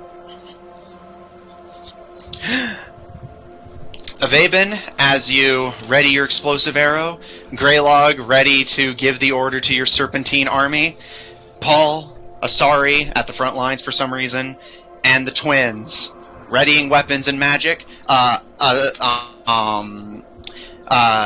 yeah, I'll say since only one turn went by, Asari, as long as you basically you'll have to cast. You wanted to use Blur, I believe. You will have to cast Blur, or I will consider that spell slot wasted. Yeah, no, I did okay. say that I wanted to cast. Did Now say you're that I actually- wanted to cast it. I don't know if you heard me. Yeah. All I Again, heard Jared's was mic, mute your echoing own. me. Sorry, I keep forgetting to go on his. I did mention earlier that right before, like right now, I will cast before he goes in, and Asari is going to see on the sidelines. Not a frontliner, you know. She's squishy. Alright.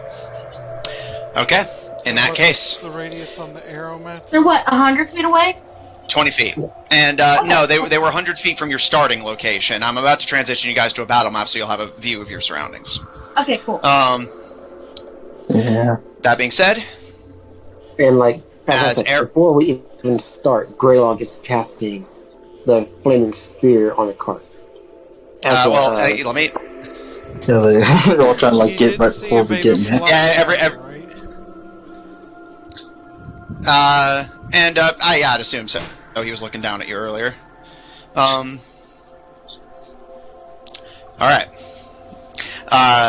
With serpents, arrows, blades, and magic at the ready,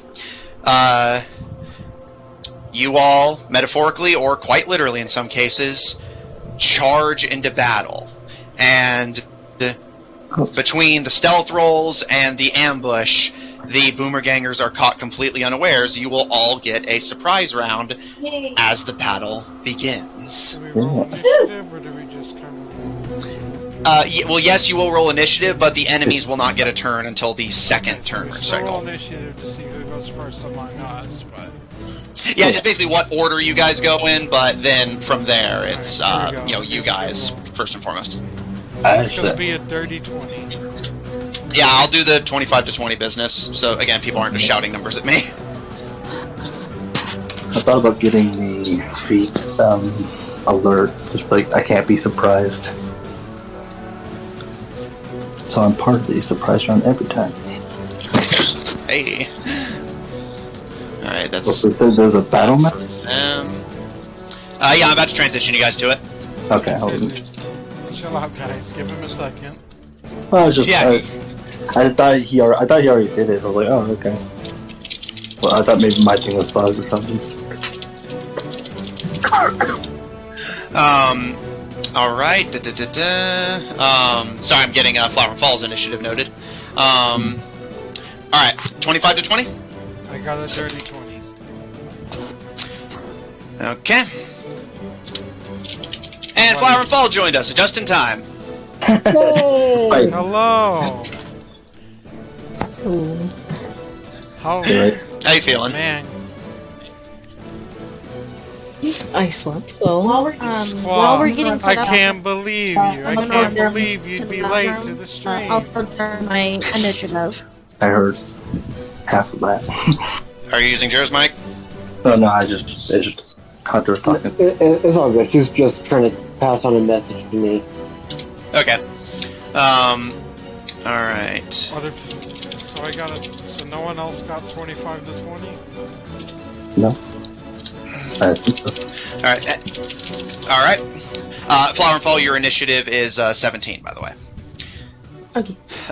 For a quick thing of context, you guys went through the forest. Ivaebhin helped you guys refill your water skins. Caught up on the trail of Ivaebhin's friend from Quaco Village, but the Boomer Gangers also are on that trail, and you guys found them trying to use dynamite to blow open this big stone door at the base of Mount Olympus, and you guys have set up an ambush where Ivaebhin is about to shoot an explosive arrow into their Gatling gun cart that also has a shit ton of dynamite in it.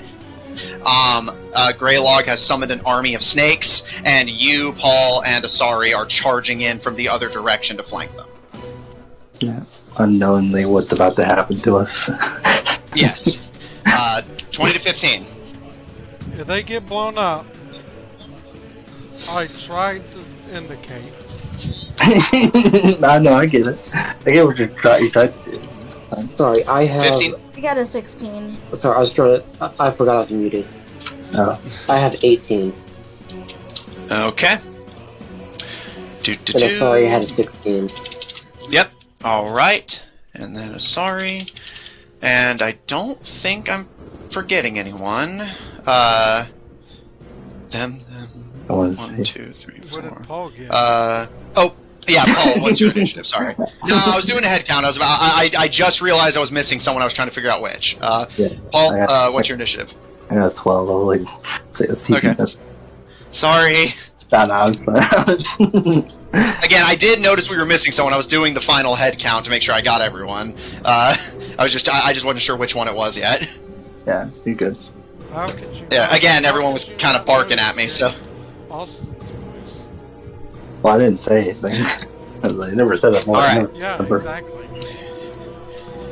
You guys have gotten a surprise round, and I will now transition you guys to the battle map so that you may decide what you wish to do. I Yeah. already know what I'm gonna be doing. Well, there's two dogs. Speaking of, Ivaebhin, you are up first. Alright, so the card is in light, right? Yes. Is there an area within 20 feet of the card that isn't within light that Ivaebhin can hit? Within 20 feet, yes. Yeah, you could hit at the base of this tree over here. Alright, with that, do you think in that radius it could cause an explosion? Assuming it works, yeah. 20 feet of radius, that would completely consume the cart and then some. Okay, so that would likely detonate what's inside the card. Mm-hmm. Okay. Then Ivaebhin will shoot to the spot that he can actually see. Okay. I'd kick them all. Alright, so each creature must make a dex saving throw. Yep. I actually had to do some Googling. Yeah, you can hit the spot. It's just it's a saving throw instead of a. No. I roll saving throws. It's not an attack roll. Yeah. Well, I assume the Alright, so dynamite 20 is going to explode. Alright, so. Unless it gets to make saving throws for some reason. What? Alright. First things first. That is a fail from that. Alright, so go ahead. This will be 3d6 fire damage. Go ahead and roll, and as usual, it'll be full damage on those who fail, half on those who succeed, so just go ahead and roll the damage now so I can... There's a lot of opponents to keep track of, so just to make it a bit easier. Out of curiosity, they did have a bit of a struggle getting up here. Are any of them hurt in any way? Well, they're about to be hurt. Not that you're able to tell at a glance. Well, I'm asking, have any of them lost HP? I know the monster slayer thing. Yeah, no, they have not. Okay, so that would not apply here. Alright, so it'll just be the 3d6. Like, could you do that? Like, that'd be kind of a crazy thing. Like, AoE damage, like, everyone gets that buff. I think it can probably only apply to one attack, if I understand you right. I mean, yeah. It'll usually mention in the thing, yeah. I doubt they're going to roll higher than Ivaebhin, but Grelog, don't forget to roll initiative for your constrictor snakes, which they will roll as a group. So, just general constrictor snake. Oh, I thought they went with my... No, and, what, Ivaebhin? That'll be 10 damage. Okay. So let me go ahead and note that down so I don't have to ask again. So yeah, Grelog go. They have a +2 to Dex, so.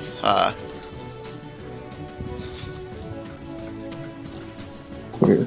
Don't roll 8 times, just roll once. Yeah, it's 1, and then all of the snakes go on that turn. Otherwise, summoners would be an even bigger pain in the ass than they already are. But you said it was a +2, right? Yes. Yeah. That's weird. Oh, I was like, man, I was looking at the constrictor snake, but like I don't see their action. But then I forgot on the phone they have it like its own separate tab. Mm-hmm. Okay, that would be a 14 for them. Okay, noted. Snakes. Alright. So, 10 fire damage to those who fail, 5 to those who succeed. The dynamite's gonna take fire damage, which hopefully will detonate it. Hopefully. Oh, okay. Sorry, I was just making sure that, that I, got that right. Okay. Let's see. Let's check. Ivaebhin, as you pull back your arrow, you initially think, oh no, like, my allies might get caught up in the blast. So rather than chance giving away your stealth to try and alert Paul, you decide, just go ahead and take care of it now. So you shoot your explosive arrow into a nearby tree, and as the trunk blasts apart, the explosion from your explosive arrow, courtesy of Grelog, sweeps the surrounding area. Grelog, one of your serpents on the front lines, goes down completely and literally gets eviscerated by the blast. Huh? No. Yeah, I'm also worried about what's going to happen to Grelog and them. They're outside of 20 feet. I know, but the dynamite might not be. Yeah. We'll still have to see what the dynamite does too. Never really thought about that.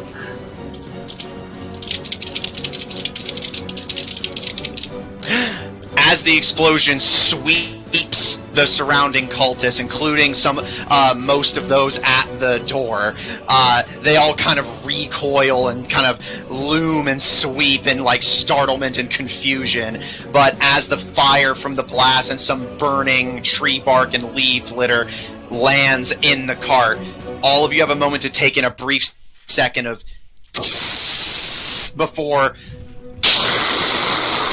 an even more massive blast sweeps. And why is this battle map so small? because this is a small area. And because we just blew it to bits. Ivaebhin and Grelog, I would like you both to make me a dexterity saving throw, please. I'm actually good at dex, so...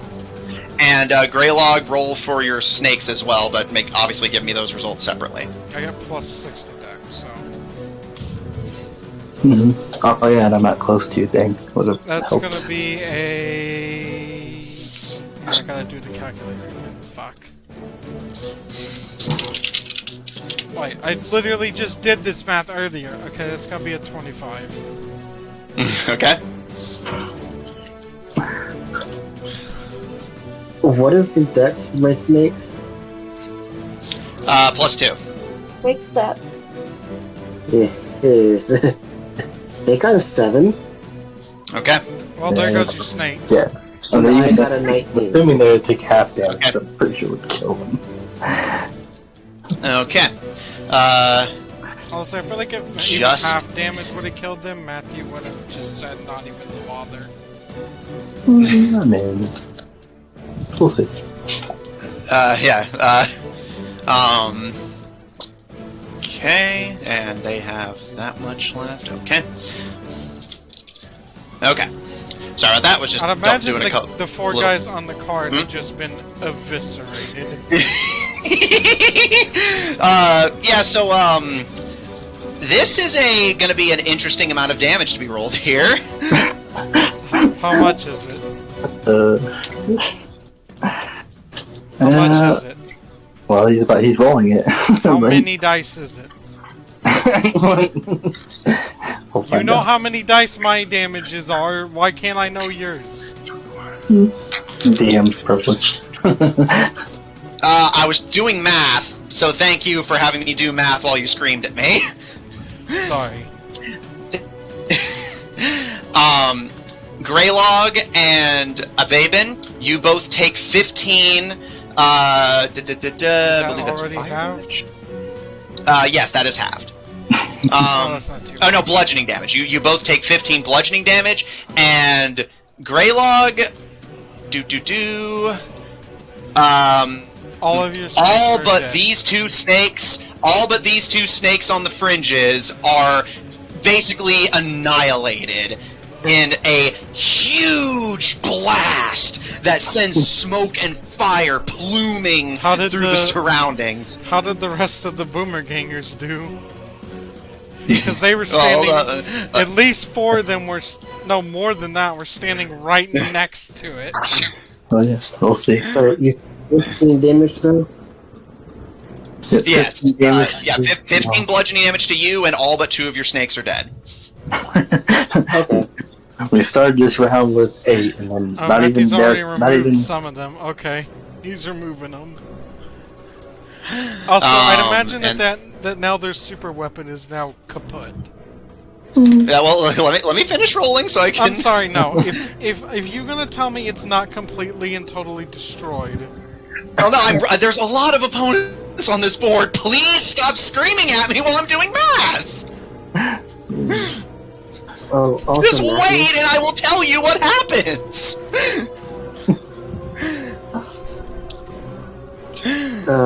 I was just gonna say Amanda's not feeling well. Yeah. So she I wants, saw. yeah, she just wants you to roll for her and stuff, like you were for. No worries. I'll let Matthew deal with it, and then we'll deal with it. As this massive pillar of smoke and fire consumes the surrounding, plant life is burned and eaten away and reduced to ash and cinder. The cart is reduced to splinters and fine burnt wood. And as this massive chain reaction also sets off the dynamite at the base of the mountainous doorway, there is quite a pause as even those of you on the fringes, Flowerfall, Paul, and Asari, your eardrums have to, like, actively recover from what just happened.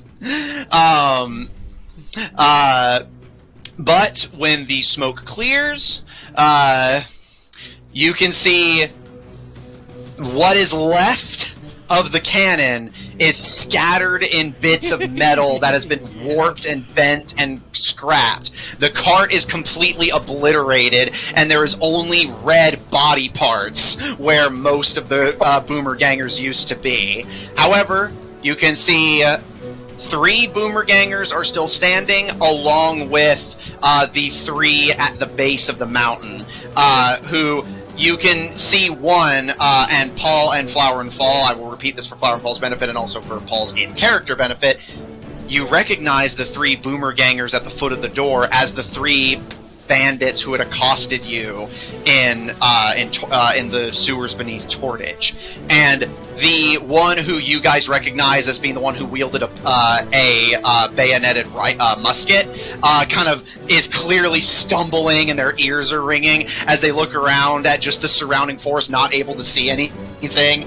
And you just hear a somewhat young-sounding voice pipe up, "What the fuck?" Yeah. Ivaebhin, is that the end of your turn? I think that's everything I can do, unless I'm on. Do I have multi-attack yet? Let me double check. You're level 5, I think. Yeah, you have 2 attacks per action. And the explosive arrow is technically just an add-on to an attack, so you technically have an extra attack. This is just an arrow. So I assume, like, with multi-attack, once you choose to attack, your action then has to be to follow-up attack? Yes, you can't, like, use an action for something else. Yeah. Okay, so once you start attacking, you can only attack at that point. Yes. Or not do anything. But yeah.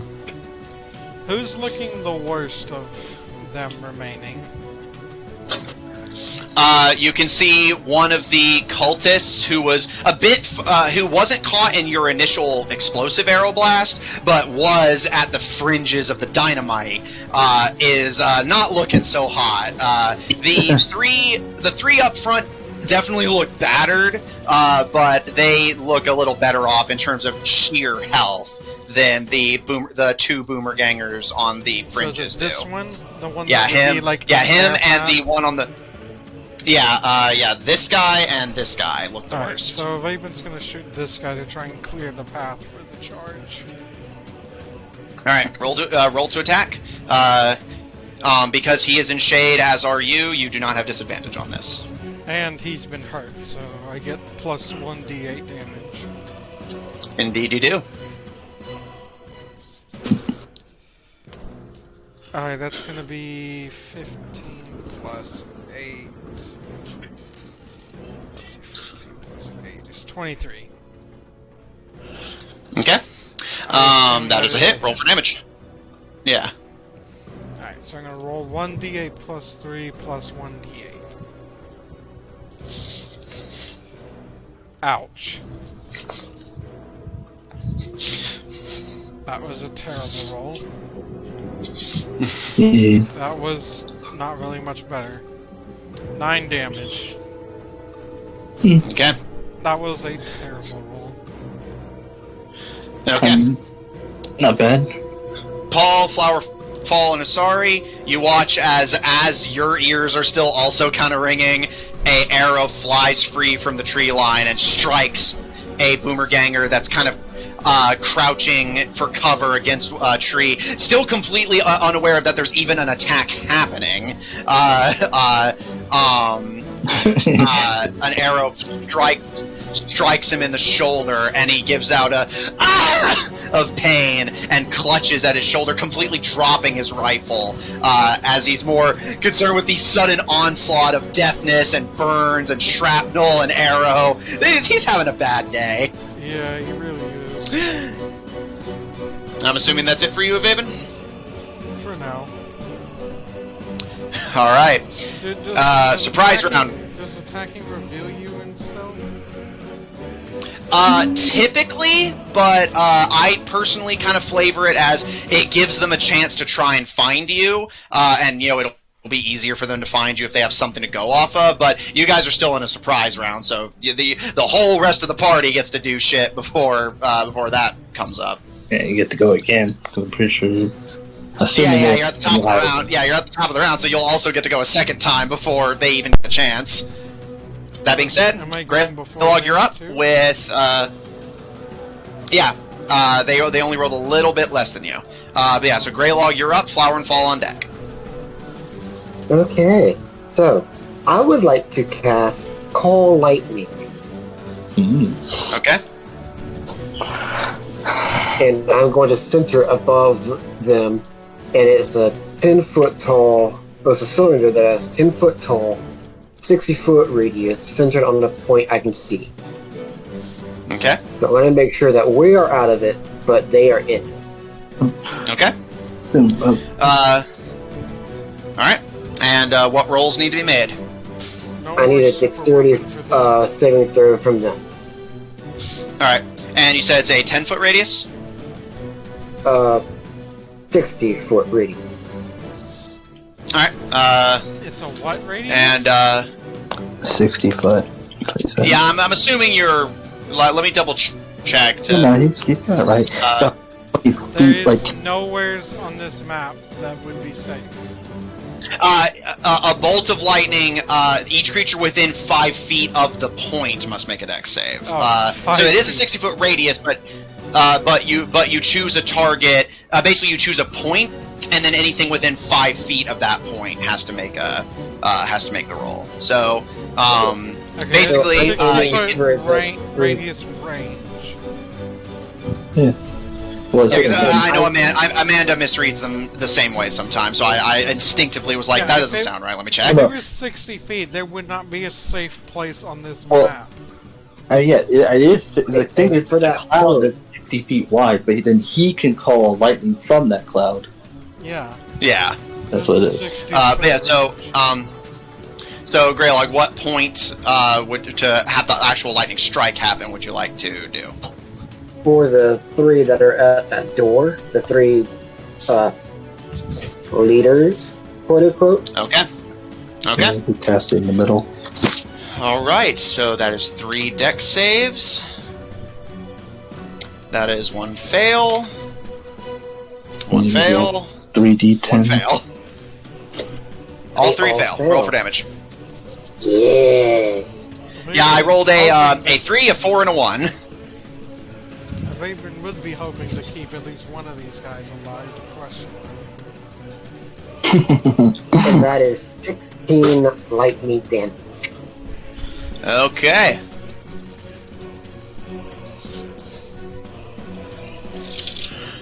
Alright. As lightning comes down and strikes at the very tiny one in the center, all 3 jolt and stutter as electricity courses through them. And at this point, a lot of their cultish hoods and cloaks are just straight up getting burned between the lightning strikes and the dynamite going off literally behind them, and the explosive arrow. Any of them holding metal? Why? Like their guns and stuff? Why do you ask? Doesn't that conduct electricity? Therefore, upping the I don't damage? think It's not going to do extra damage unless the spell says, if that's what you're asking. Otherwise, you would have advantage on basically most enemies in the game. That's not fair. All's fair in love and war. It I mean, you already have As- you get increased damage if there's a storm already. As their cloaks burn away to cinders, for the first time, even for Flower, Fall, and Paul, you actually see the faces of these 3 figures that had accosted you in the sewers. The one on the right, who had shouted and seemed somewhat youthful, you see they appear to be human. A human boy with very light blonde hair, who appears to have a bayoneted rifle slung over his shoulder. The one on the left appears to be a red-headed man, although their hair is very long and tied back in a braid. And he also appears to be human. And the one in the center, you see what appears to be a very tiny saurian with red scales. And This Paul, is the big guy. Is that you? So this is the big guy.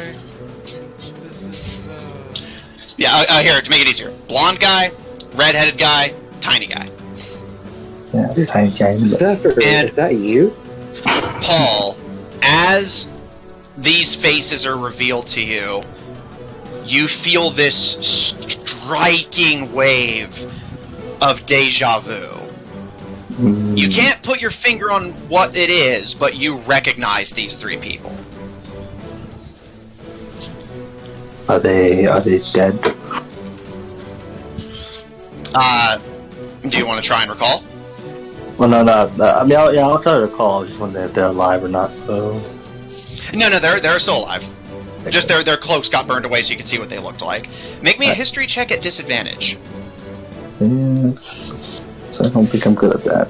Let's see. Let's just make sure no progress is made on the character. Well, yeah.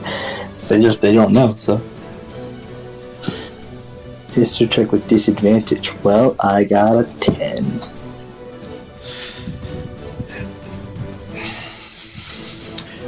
You can't put a name to the faces, but you know that you know these 3. And you know them well, but you cannot for the life of you remember where you know them from. But you know who these 3 are. And you know that they're important to you, very much so, but you cannot recall how. Alright. Grelog, anything else on your turn? No, that's about it. Alright. Though I am going to tell my mate to go after the 3 that were next to the cart that survived. Okay. Flower and Fall, you're up. Asari on deck. Hey, who's the closest to me? This one. The closest to you is currently still hidden Boomerganger, and then past them is another Boomerganger. I do have a battle map pulled up if you want to check Roll20. Oh, that is true. Yeah.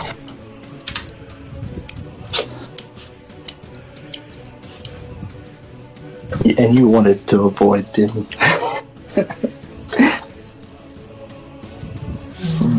20. You're about like 15 feet from me, I believe, or so. So maybe less, depending on who. 10 to 15 feet.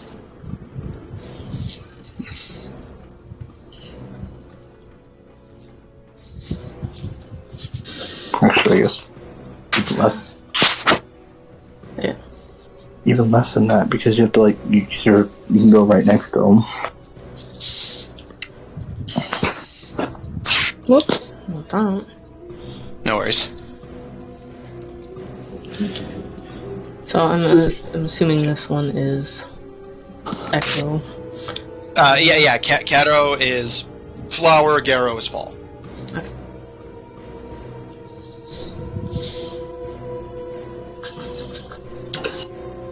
So, what do you want to do? Okay, so I can.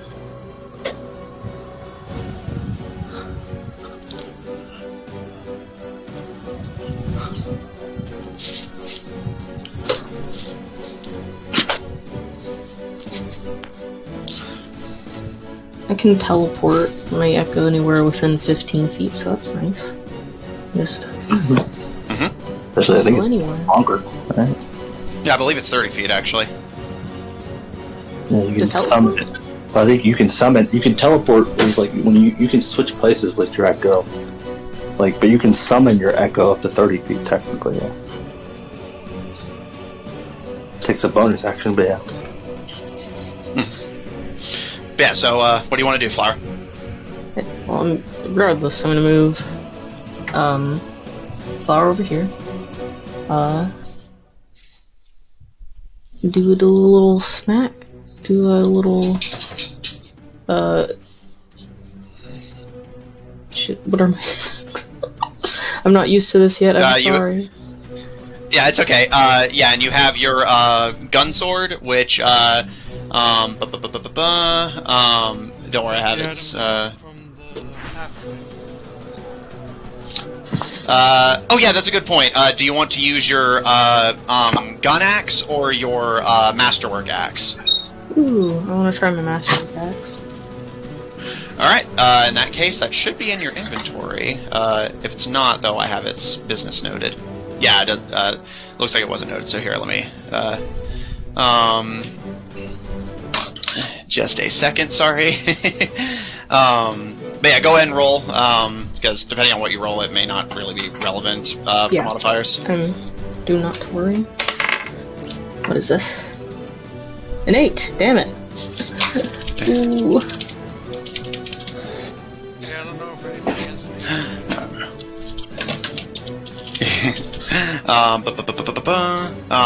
Okay.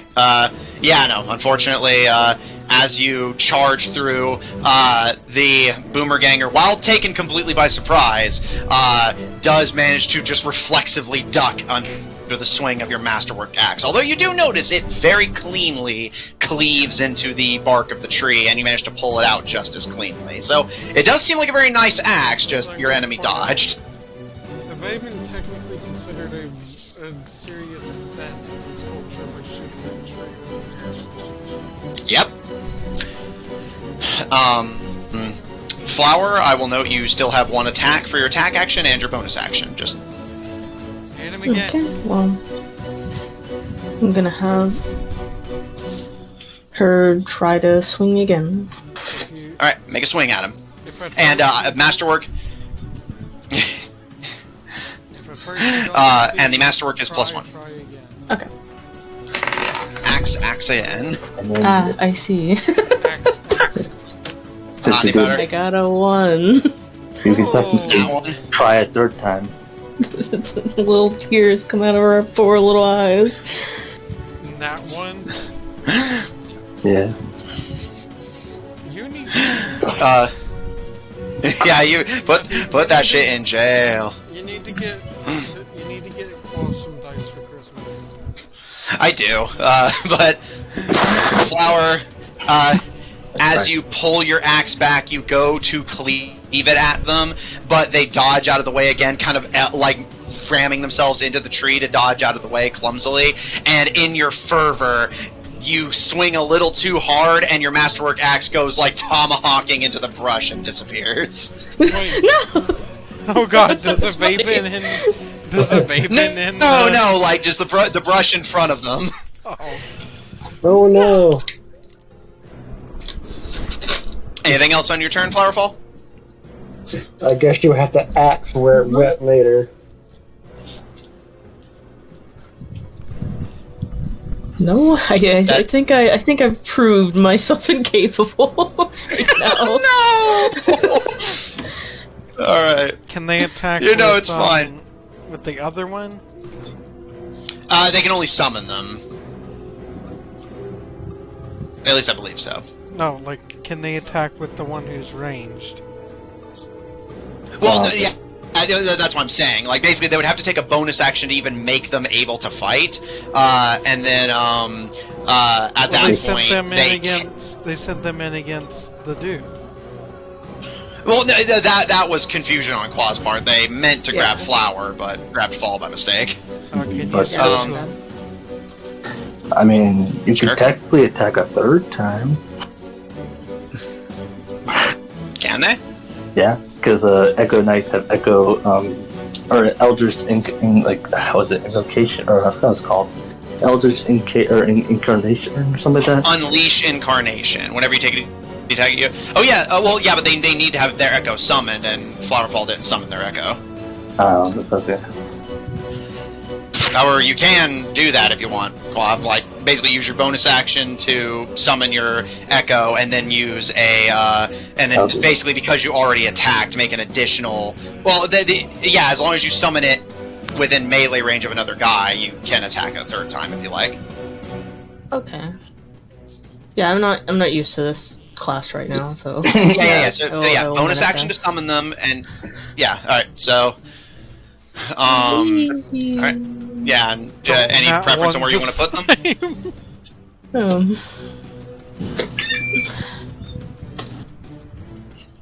the same.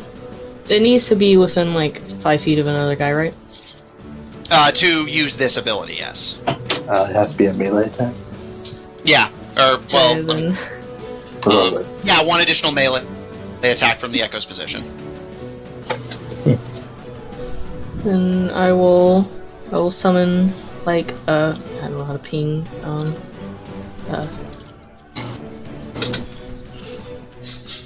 right here. Okay. And make me an additional melee attack. This one can be with any of your melee weapons except for the Masterwork Axe. Okay.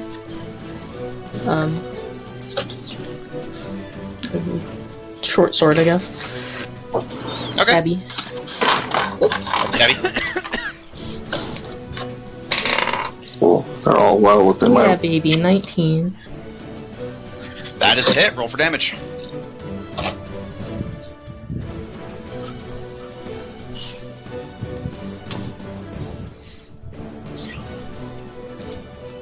Sorry, I don't usually use short swords, so.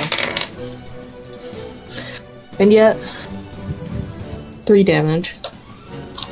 Okay. Flower, as you realize your mistake, Fall's got your back, and Fall charges in from Paul's position and plunges their tiny short sword into the existing arrow wound that Ivaebhin created. Oh. And the Boomerganger gives a despairing scream as they are still clinging to consciousness, but in agonizing pain. Oh yeah. I'm not trying to kill anyone. for some reason, reiterate. I was hearing Paul. Oh yeah, I'm just gonna stab Debbie? this dude, but I'm not trying to kill anyone. Not quite your turn yet. Well, I mean, he can still survive. I'd right. heal him if I could. If he looked like he was And dying. I will say, Flower and Fall, just for your awareness, because again, I know you're getting used to Echo Knight. You can actually use that Unleash Incarnation as, up to 3 times in a long rest. So, it basically, if you want, you could make 2 more melee attacks right now, but that would be it until you got a long rest. Okay. I just figured I'll don't use it once because I know what I do over the course of the battle. So yeah, something I like to do is Okay. Yeah, I thought you could only use it like once per attack, so like it's like something like, I'll attack 3 times, action search, attack another 3 times. Yeah, no. There's a reason Echo Knights are considered kind of OP. Alright. yeah, I'm just Asari, you're don't up. worry. Yeah, you're fine. Asari, you're up. Greylog Snakes on deck. Okay, cool. So how many people are left? What's it looking like? At a quick glance, you can see there are 3 regular Boomergangers remaining, and the 3 leaders who have been had their cloaks burned away. Okay, question. How far away are all of them? Sorry, I'm not on my phone. Yeah. The closest one is 15 feet from you. The leaders are all 30 feet from you, along with one of the other ones, and the furthest one is 35 feet from you. Cool. Better. I'm gonna cast Fireball. Alright, where are you pointing at? AoE damage is real. Wherever it is going to be the most effective. Like I said, I'm not on my phone right now. Alright, what's the DC for this roll? That's it. Well, I'm assuming it's gonna hit all of them. Move.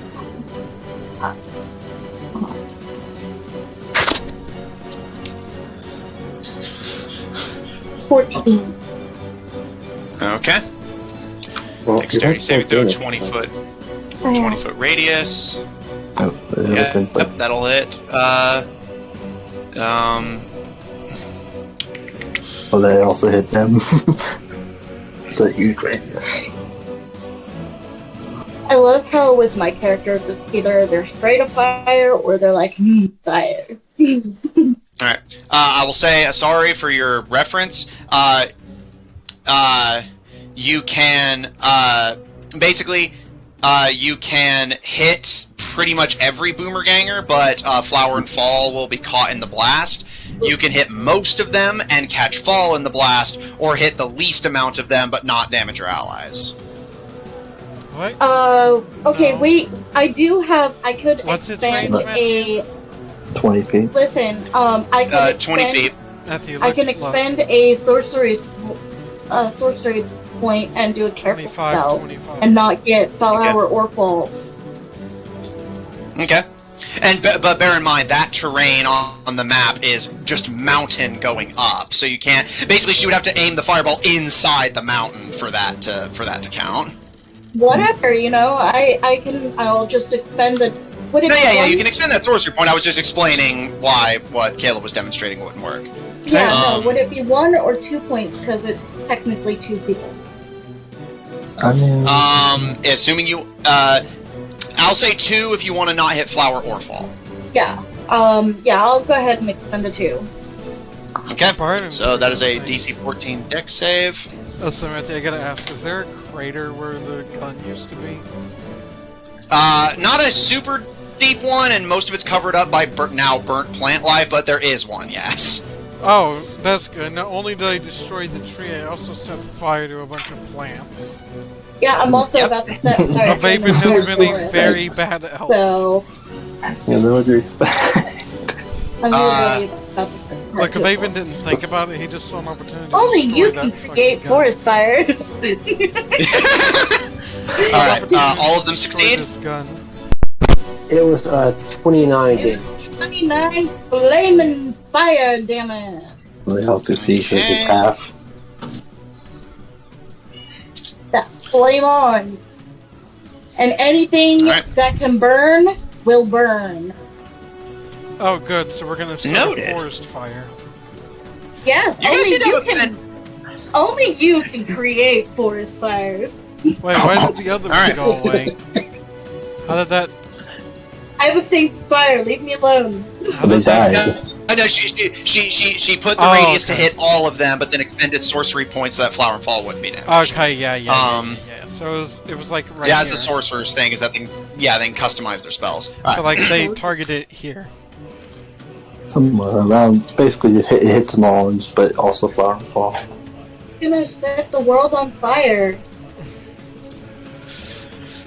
I started the fire. Maybe these guys will be willing to surrender. Turning.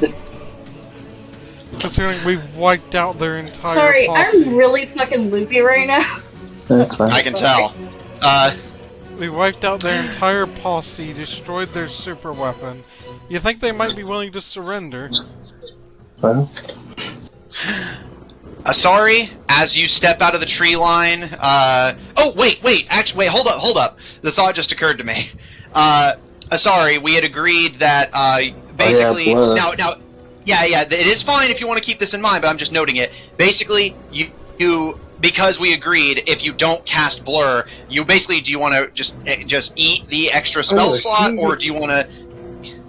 She had already cast that at the very beginning. Yeah, she'd already cast it. Well, but she was she wanted to cast it before. Well, no, because she said she was basically her reaction was going to be casting it as soon as initiative was rolled. But basically that would still have been her turn. So I said, basically, as long as you use Blur during your part of the surprise round, then then we'll just call it square. Or you can cast another spell, but it'll basically eat up an extra spell slot to do both. Yeah. I already cast the Blur spell on Paul, and then we went into it. Yeah, I thought they cast it before we rolled initiative. I remember them saying that. Well, yeah, but basically the reason I didn't want to do that mechanically is just because basically I don't want to set a precedent of I'm going to attack and then we're going to get initiative for a surprise round and then we're going to get our turns. I know it's not an attack, but you get my point. Like you could just... That being said, Asari ducking quickly from casting your Blur spell. Your mouth and hands moving at incredible speeds to cast multiple spells, you unleash a fireball. And in the split second of the little bead of ember going to the center of the remaining boomergangers, you can see the blonde one look to you and seem incredibly confused. And in the seconds before the fireball goes off, they look at you and speak. Nice-o? What are you doing here? And then the fireball.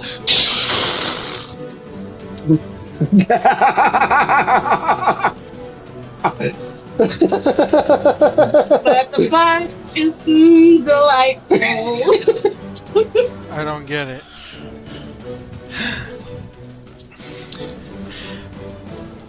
As the third, or technically fourth in a just because bear in mind, all this happened in seconds.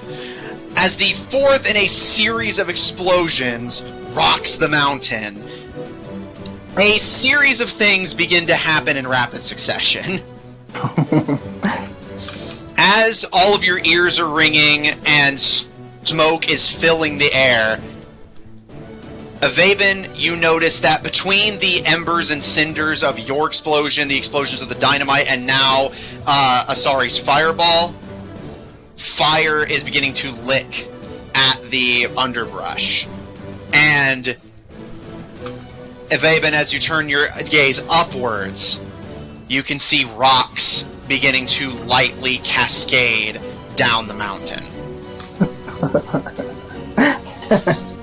Ivaebhin, your party has just started a forest fire and caused a landslide.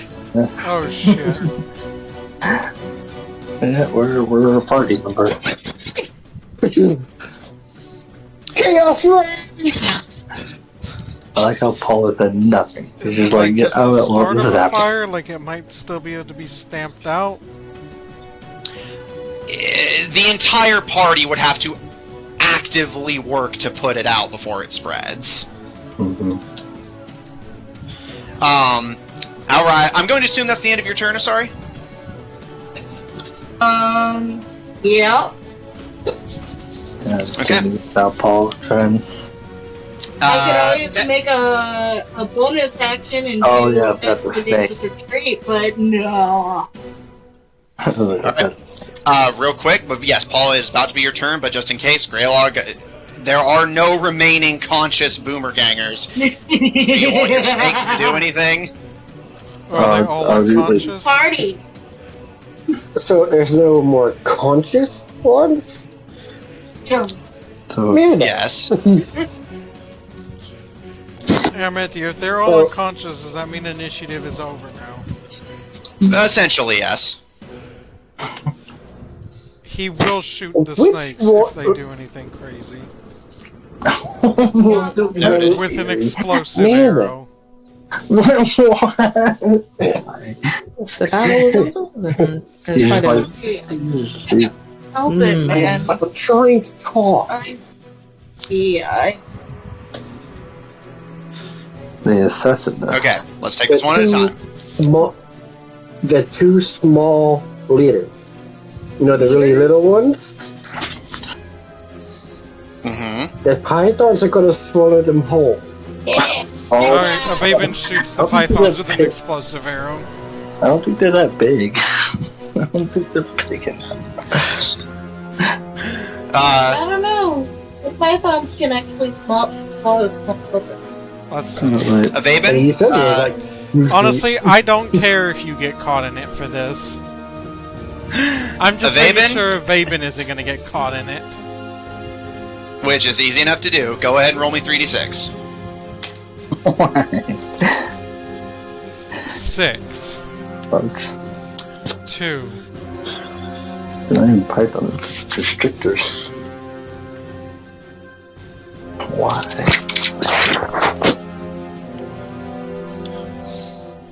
Are they hurt? Well, how much damage did you get? 12. I know they have like 13 health.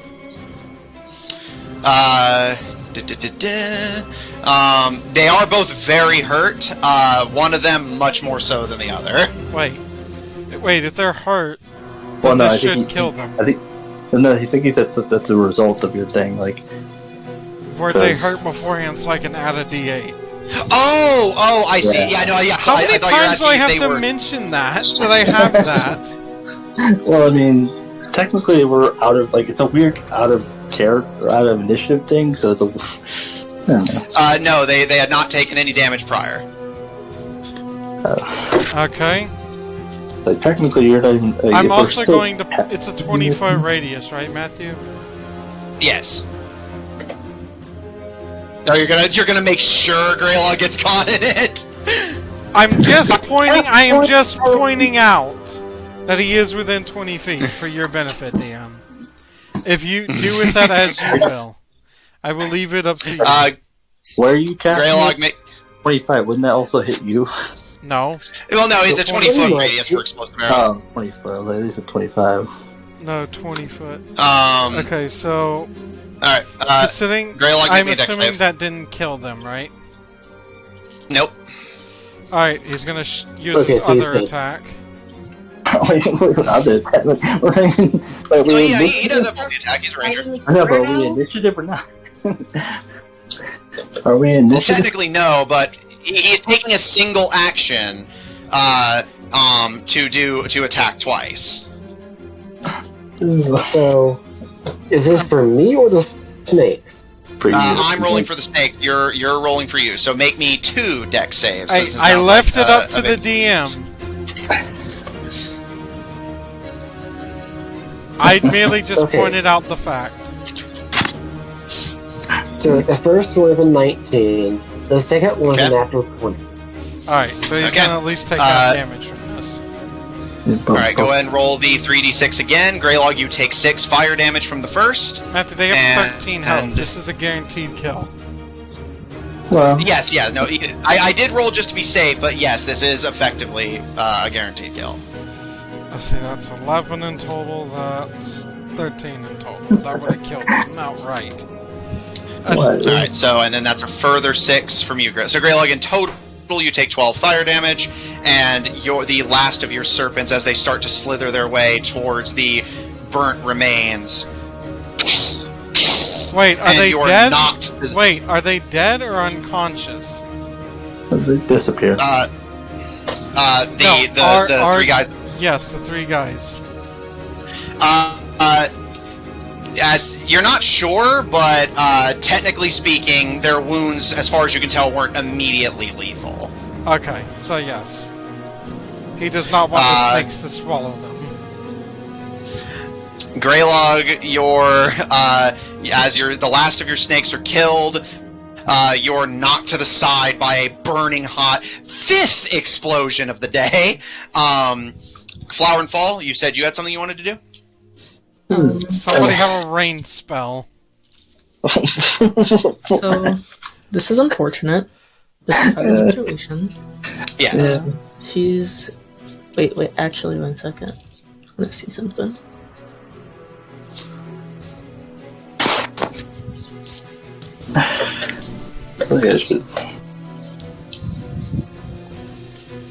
I'm also going to point out, after he eviscerates the snakes, Ivaebhin is going to immediately try to stop this fire. Noted. Okay. They're gonna start, trying to drag some of these unconscious bodies away from fire and stuff. Oh, we're gonna Okay. probably do the same. It's just like, I mean, Okay, he's gonna I was about to get back to you anyway. Yeah.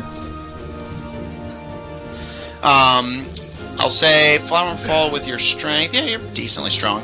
I'll say the 2 of you will need to work together on one body. There's, again, the red-headed man, the blonde man who seemed to recognize Asari, and the small red Saurian. Which one did I which of the 3 do you want to start pulling? Oh, which one did I recognize? You recognize all 3 of them. Oh, okay. Okay, so... Could you tell me one more time what he said to me before he died? He seemed confused, and then referred to you as Nisul, and then just was exclaiming in confusion before your fireball went off. Was that? And they were knocked familiar? unconscious, right? Yeah, their wounds weren't immediately lethal, and I will say Flowerfall and Paul, as you approach, at a glance, yes, they're badly burned and injured, but they could still be alive. Does that name mean anything to me? Make a history check. I guess just for their sake, he'll try to fight it. He'll try to at least keep the fire away from the 2 trying to drag people away. Okay. If he Noted. can't really put the whole thing out, he'll at least keep it at bay. Maybe that's just Alright. Alright, so again, I'm gonna keep circling around to get different people. So again, try not to all get at me at once. Flower and Fall, which of the 3 are you gonna be trying to grab? Just so for flavor. Since they're also small, probably do the kobold because it would be faster. Drag them faster. Okay. I mean. Alright, the 2 of you grab the small red reptilian by the horns and start dragging him away from the oncoming rock slide. Paul, you can see Flower and Fall seem to be doing good about dragging this familiar reptilian person away. The red-headed man and the blonde-haired man are the only ones left. Alright, well, I'm gonna go over there with my mount. I'm gonna go over there with my mount, and I'm going to, I guess I'm gonna, debark on my mount, and I would like to try to, is it possible that I fit both of them on there? Yeah, your mount's easily big enough to carry both of them. Although you will need to walk at that point. It'd be easier to carry them, so. Yeah, I'll kind of hoist them over to my mount and put them on them just so. Okay. On the outside. It is fitting that the battle music continues with a fire raging. Yeah. I mean, yeah, at this point you guys are just fighting time and nature. Yeah. Paul, as Flower and Fall start desperately dragging the small saurian away, you dart forward on your mount. You don't know who these people are, but something about them is familiar to you, and you do not want something bad to happen to them. Plus, I mean, even if I didn't know them, you'd be like, I don't want these people like that. I mean, of course, but... Since Ivaebhin's fighting the fire, I'll put him, like, right here. Okay. I'll say, just for flavor, the worst of the fire is about right here. Oh, okay. If you just want to be at the worst of it, putting it up. Yeah, he's gonna try to put it out at the source. Okay. Paul, you quickly see, as pebbles and small rocks begin to rain down over the door, you sling the blonde-haired boy, and the red-headed man over your mount, who quickly rears up and darts away, and you basically have to put up your shield to keep your head covered as you sprint away from the oncoming rock slide. Ivaebhin, make me a survival check. Survival check, interesting. I am good at that. It makes sense. Hey, I'm in a forest. Do I get a double survival check? Let me actually check. That's actually a fair question. A double survival. Yeah. Well, at least You- or something. Yes. Yeah. Any proficient skill when it's related to the check. So, yep, you get plus 10 instead of plus 5. Okay. Wait, what? That's pretty It's neat. gotta be a 24. Okay. Ivaebhin, you start stomping out embers and cinders and smothering out the larger fires from the fireball. Sorry, what would is there anything you'd like to do? Ivaebhin seems to be trying to combat the forest fire and seems to be doing a good job of it, smothering out the larger flames and stomping out the smaller ones. Paul and Flower and Fall have dragged the three that were at the door away as the rock slide is basically almost on top of you. I will freely say, for Asari and Grelog's benefit, this is the last turn the two of you will get before the rock slide hits. Who are you asking? Asari, although I will ask you after. How about Asari? And Asari with your... Yeah. Asking what With you your- want to do. and I'll say with your earlier history check, the name, the word Nisul does not mean anything to you. I will take Grelog's hand and look at him and say, "Run." You're not even near me. I thought we were together. Not yet. No, I'll go over to him and do that. you're Okay. 30 feet apart. There you go. Oh, I thought we were really close. Yeah, there's a battle map. I can't. Well, we can't pull up the battle map. No computer. But yeah, alright, Asari, you approach Grelog as Grelog is up in the tree. You see your companion crouched up in the branches above in the canopy. And Grelog, you see, as you recover from the recent burns and loss of your serpentine friends, as Asari approaches the base of your tree, and as you look down, she simply says, "Run." He will follow her. Okay. The two of you get the hell out of Dodge. If I need, And if it's not like, if I need to, I can do expeditious retreat. If we're not fast enough. one more time, sorry. Listen, we have You two can do turns. expeditious Oh, we have two retreat turns? if they're Okay, I not was gonna fast. say, if we're not fast enough, I can do expeditious retreat. Yeah. Okay, noted. The question is which one Um, you are gonna save yourself or him? Okay. Paul, before the rock slide hits, you were here, so... And your movement is halved while drag... well, yeah, you aren't having to drag somebody, so do you want to just move your full movement speed away from the everything? Yeah, and I guess I'll kind of go along the path of Flower and Falls, make sure they're good, because I know they're dragging someone. Yeah, I will say Flower and Fall because you are dragging the Saurian, your movement speed is halved. Which movement speed are you using?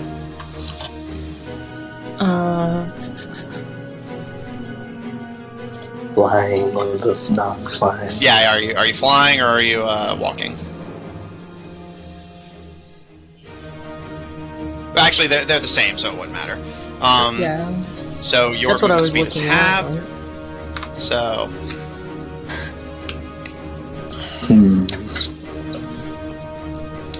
two of you get about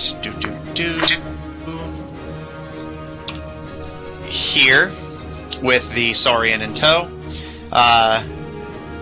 Paul, your mount just basically gets the hell out of Dodge as you also get the hell out of Dodge. But basically, as you said, making sure to protect Flower and Fall. I assume the rock slide is going to be a dex save, right? Yes, assuming it hits you. Which, let's see if it does. Which I am proficient in, so I will get that doubled as well. Well, I don't know Yeah, if that. it says your proficiency bonus is double for proficient skills. Skills. But anyway, plus it doesn't. I know I wouldn't like kind of questionable. Like you don't double your just. Your proficiency bonus is doubled. I am literally reading it right here. Yeah, well, I'm saying like Matt doubled the full thing. I was like, No, you don't double the full thing. You double the proficiency. No, I was saying he gets a +10 instead of a +5. I know, but so I say you double all of it, right? No, like, just the proficiency. I know, but you said +5. How would he? Because he has a +5 normally, and then that would become a +10 because it's double. What's the okay. Okay, I see what he's saying. He's saying that because your proficiency bonus is a +3, so technically speaking, your survival would become not a +10 but a +8, I believe. Because you double the roll. So you're not counting the proficiency. Or rather, you're not. Yeah, rather not counting the skill. Just the proficiency itself. Anyway. Okay, I see what he was saying. Yeah. Plus, I mean, it's like either way, y'all do your whole thing. We were just clarifying what it was. Is all. Yeah. All right. As the rocks tumble, slide, and crash down the mountain, the door begins to rapidly get buried. Paul and Ivaebhin, both please make me dexterity saving throws. Okay. So I doubled the proficiency. Well, yeah, this isn't a skill check. This is a saving throw. So it's just a +6 for you. A skill would be like anything that's in that big middle table. Survival, acrobatics, blah, blah, blah. Is a skill. As far as in D&D, it is an ability score instead of a skill, and a saving throw is separate from both of those. Because nothing can be simple in D&D. It's all gotta be fucking stupid. Like, it is simple. It's just not convenient. Anyway, dex save. All right. Oh yeah, and you're next to me. Right, so it's a 24 on him. He has a 20. You got a 24. I got a 21. You got a 24 because you're next to me. Yeah, he's giving you a boost because Paladin. And my Paladin fees, you're within a certain range, you get +3 to save from those. Oh, okay. Alright, and Paul, what'd you get? Let's roll. Not good. Okay. 11. Okay. Maybe you should use that on yourself. Well, no, it's for everyone just around me. I get it as well. Oh, yeah. He just rolled badly. Yeah. I just rolled a 6, so my +5 couldn't help. Alright. The two of you are outside the heaviest of the rockfall, which, as massive boulders smash into the underbrush, Ivaebhin and Paul, at a glance, if you had been at the base of the door or had these three that you just rescued been there, they would have been dead. There's no way anyone would have survived that. However, as boulders and rocks smash and cascade from the mountaintop, while you guys avoid the worst of it, you do get showered in relatively heavy and large rocks. Paul, you defend yourself with your shield as best you can. Ivaebhin, you mostly focus on backing away and dodging as you put out the last of the fires. And luckily the dust and rockfall is actually helping you in that department. Paul, as you're pelted by heavy rocks, and Ivaebhin, you're hit with a few. Paul, you take 17 bludgeoning damage. Ivaebhin, you take 8. I feel like we've taken more damage from, like, effects than we did from the enemy. Considering the enemy didn't even get an attack round. Yeah, you guys got it. You guys literally took him out before the surprise round was over. And I love how Ivaebhin was like, there's too many of them for us to take on, and you guys wiped them out with a turn to spare. To be fair, they didn't get to use their big weapon. Oh, yeah. That's fair. If they had gotten to use that thing, I seriously would have feared for our chances. Well, I think Paul would have just gotten some good stuff. Ivaebhin, as you and Paul kind of desperately and reflexively pull each other away from the heaviest, not wanting each other to get trapped under the rockfall. Flower and Fall desperately dragging the Saurian as far from the rock slide as you can. The Ivaebhin, you watch with some relief as what broken pieces are left of the weapon are buried beneath the rock avalanche. But we have to get finally, through that door. Yeah. Do it. So more explosions are coming. Because I don't know any other way to clear boulders. Finally, after a mere, 12 seconds of constant explosions, all but 3 of the Boomergangers appear to be dead. The 3 survivors are in tow. And your only way into the Dark Elf city that has the Forgecast Pistol has just been sealed off. And not even 12 seconds, it was just 6 seconds. Well, 6 seconds, and then you guys got respective turns to, drag the survivors away and stuff. So, 12. I could always, yeah. But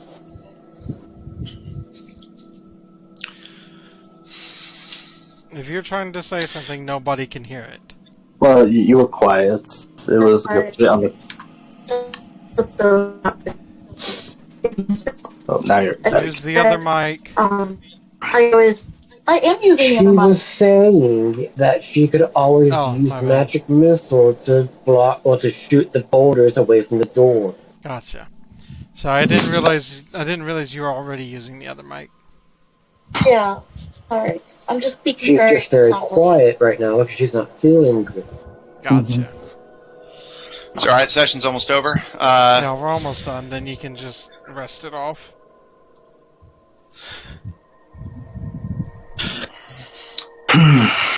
So, the dust of the rock slide settles. Oh. Sorry, I didn't... No one? No, we know there's a delay. I just wanted to ask Paul if he would be able to, get conscious so we can... What was that? Would they be able to revive the one of the unconscious cultists? I mean... Are they all dead, or are they just... They're alive. They're unconscious. Yeah, they're not... Okay, can we, heal them up? Yeah, and ask them questions? Maybe we should secure them first.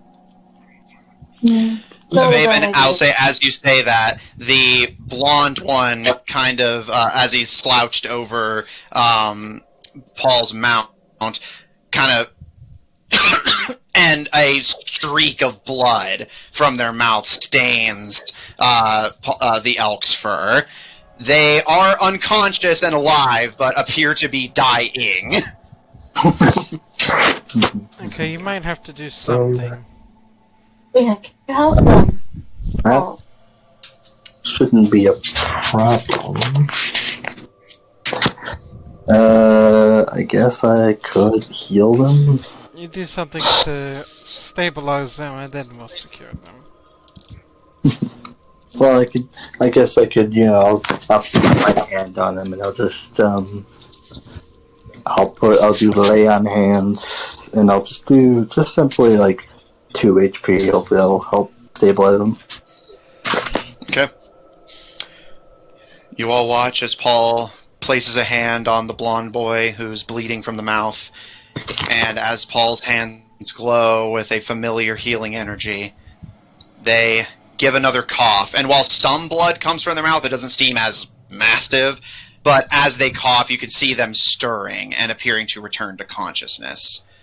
And as they slowly look up at you, Paul, you're again struck with this sense of deep, intimate familiarity as the boy looks you in the eyes and kind of squints a bit, both kind of bleary and just coming to consciousness. Still a lot of blood around the mouth and ears. It appears those series of explosions did a number on their head.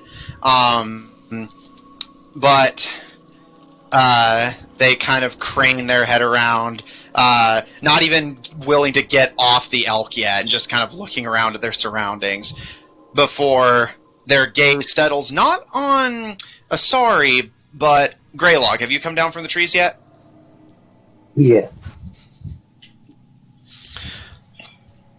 Asari, as Grelog comes down from the tree and the two of you are about to start booking it, Grelog, you can see the blonde boy looking at you. And... Liege? You're here too? Oh my goodness. Are they confused? Please tell me this isn't Caleb. That would be interesting. This would be just annihilate our home party. It's not! It's amazing! What the The blonde boy kind of rolls on the mount as they cough up a bit more blood. Again, not seeming as urgent, more just their injuries. And I'll say, sorry, at this point you can change if you still want to keep running away, but you do both here, even if you start running the blonde boy. What the fuck are you idiots doing? I don't understand. No, I stopped running and I'm just like, and who are you? I don't understand. What is going on? Well, we'll have to find out. Hopefully. Do you seriously not recognize me? No. Maybe I Do you got hit recognize- too hard. Do you recognize me?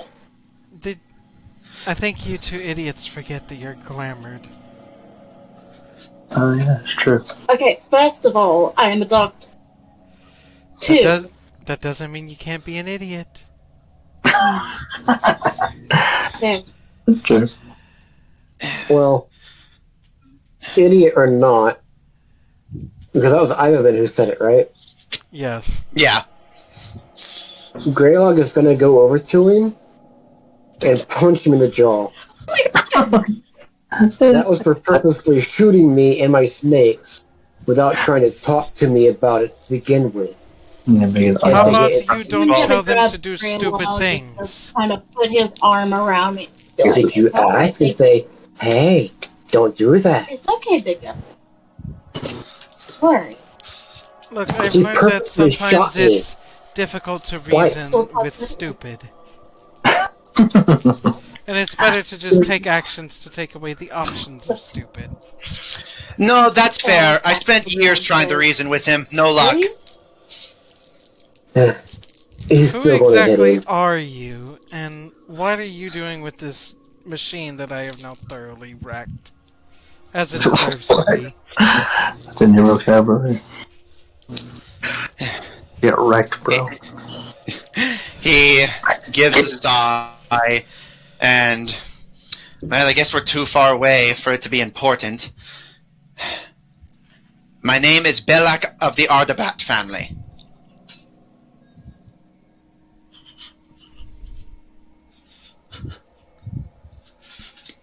whoever the fuck that is, what are you doing in this forest? And why do you seem intent on wrecking it everywhere as you go? He kind of raises a bit of an eyebrow, and fucking elves. And he spits some blood into the surrounding underbrush, and my brothers and I had a meeting to get to. Unfortunately, they didn't tell us how to get in. But from the looks of it, we're gonna have to find another way in anyways. So, thanks for that. And he turns to you, Grelog, and still breaking things everywhere you go, I see. What are you even doing here? I think you have them confused. I think you have me confused with someone else. Have you ever heard of the types of spells called glamours? I don't think actually. Yeah, he's not actually glamored. I was never glamored. Yeah, I he used was. my own abilities. No, he changed himself, right? Yeah. Well, Yeah, it's the same concept. Like it's and technically speaking, from a lore perspective, it is still a glamour because he's a changeling. So yes, he is glamored technically. So continue, Ivaebhin.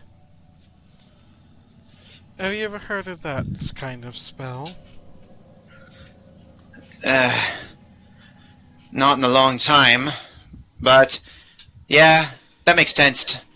You're missing the tattoos. How observant of you. What does it look like whenever I'm floating around? You just look like you're just walking. Okay. Just curious. Because bear in mind, you don't hover that far off the ground, so it's not that difficult of a difference for the magic to make up. Mm-hmm. And so what was this meeting? And what about you? He turns away from Asari to look to you. He glances over his shoulder to the red-headed man also slumped on the elk with him, and looks down to see the Saurian being dragged by Flower and Fall further away from the rocks.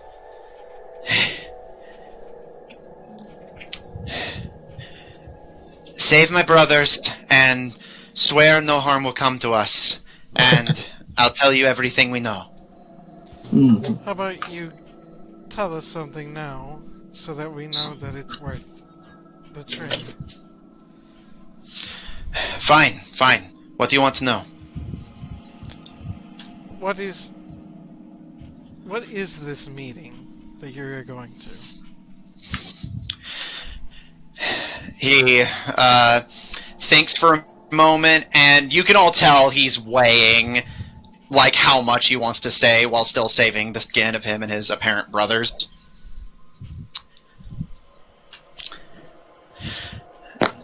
The Boomergangers are having a meeting with the Dark Elves to get the Forgecast Pistol without any further bloodshed.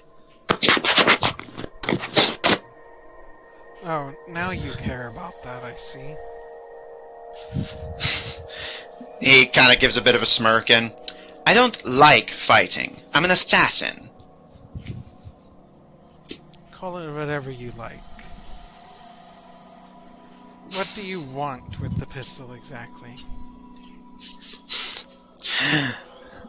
He holds up a hand, and you said if I told you something that you would honor the agreement. Fine. I want to ask something. What do you want, Nisul? Oh, it's Lucian backwards. I know what this is.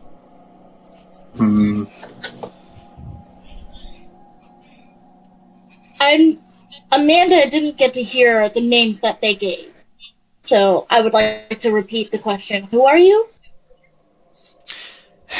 You see... Wait. And he turns to you, Ivaebhin. Is this more of that glamour stuff?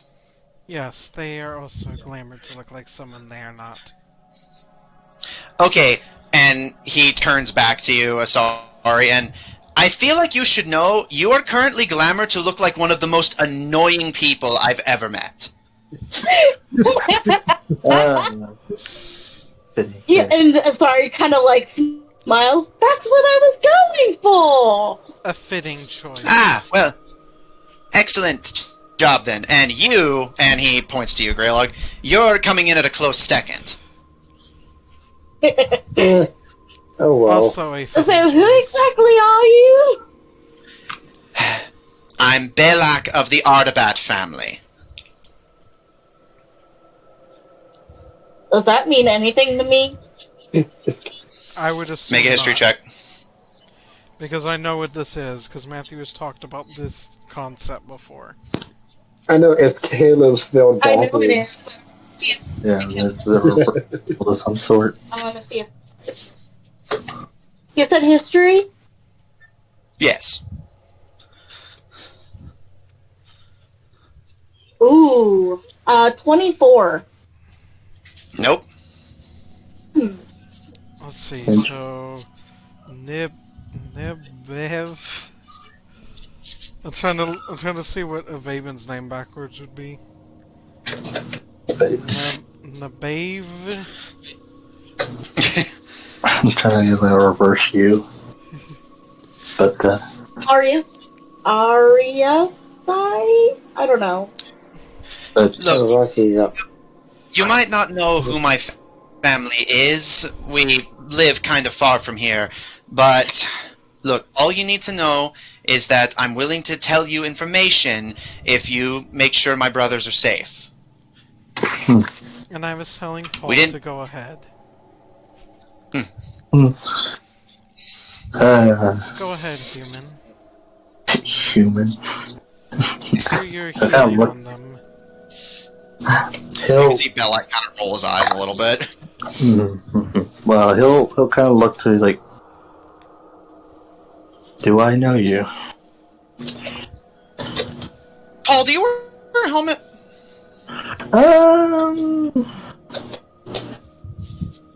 I'm gonna say no. Yeah, no. Okay, just checking.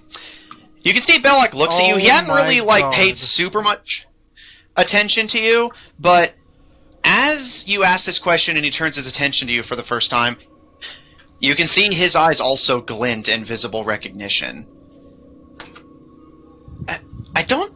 I don't think we know each other, but you seem very familiar. Hmm. Oh You my wouldn't God. happen to be from Vey, would you? They. I can't You say. know. Sure. Vey? Oh, yeah. The- You do seem familiar, but I don't know what this Vey you're talking about.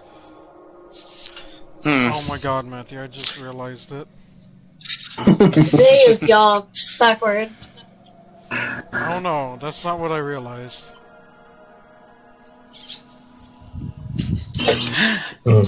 But yes, yeah, you're familiar. My brother's always had a better grip on faces. Maybe he'll know more. And he nods down to the unconscious Saurian. Hmm. Who's probably actually a kobold. Well, I guess he'll kind of like shrug, and then I can't promise we won't attack you again. That seems like a unfair deal, since you may attack us, or you may simply. Let's just put it this way. We won't attack you if you don't give us a reason to. But As long as we get out of this with our lives. We didn't come all this way just to mess it up here. mhm. But well, I guess I'm willing to heal them, and I won't attack you unless you give us a reason. But we were hearing that you apparently thought our friend here was. Actually, he doesn't recognize you, but apparently there's a spy that y'all suspected or something. No, that was the elves. So he said you were a spy, right? Remember? No, the elves said that. Mm-hmm. Well, I love that. Is there a reason for this suspicion of him being, for this sort of dark elf being a... I am Glamour as well, for your context. Mm. You can see he kind of grimaces a little bit, and Nothing personal. I've just had some bad experiences with Dark Elves. As for you, Annie... Someone like you certainly would have bad experiences with them, from what I've been told. In my defense, he started it.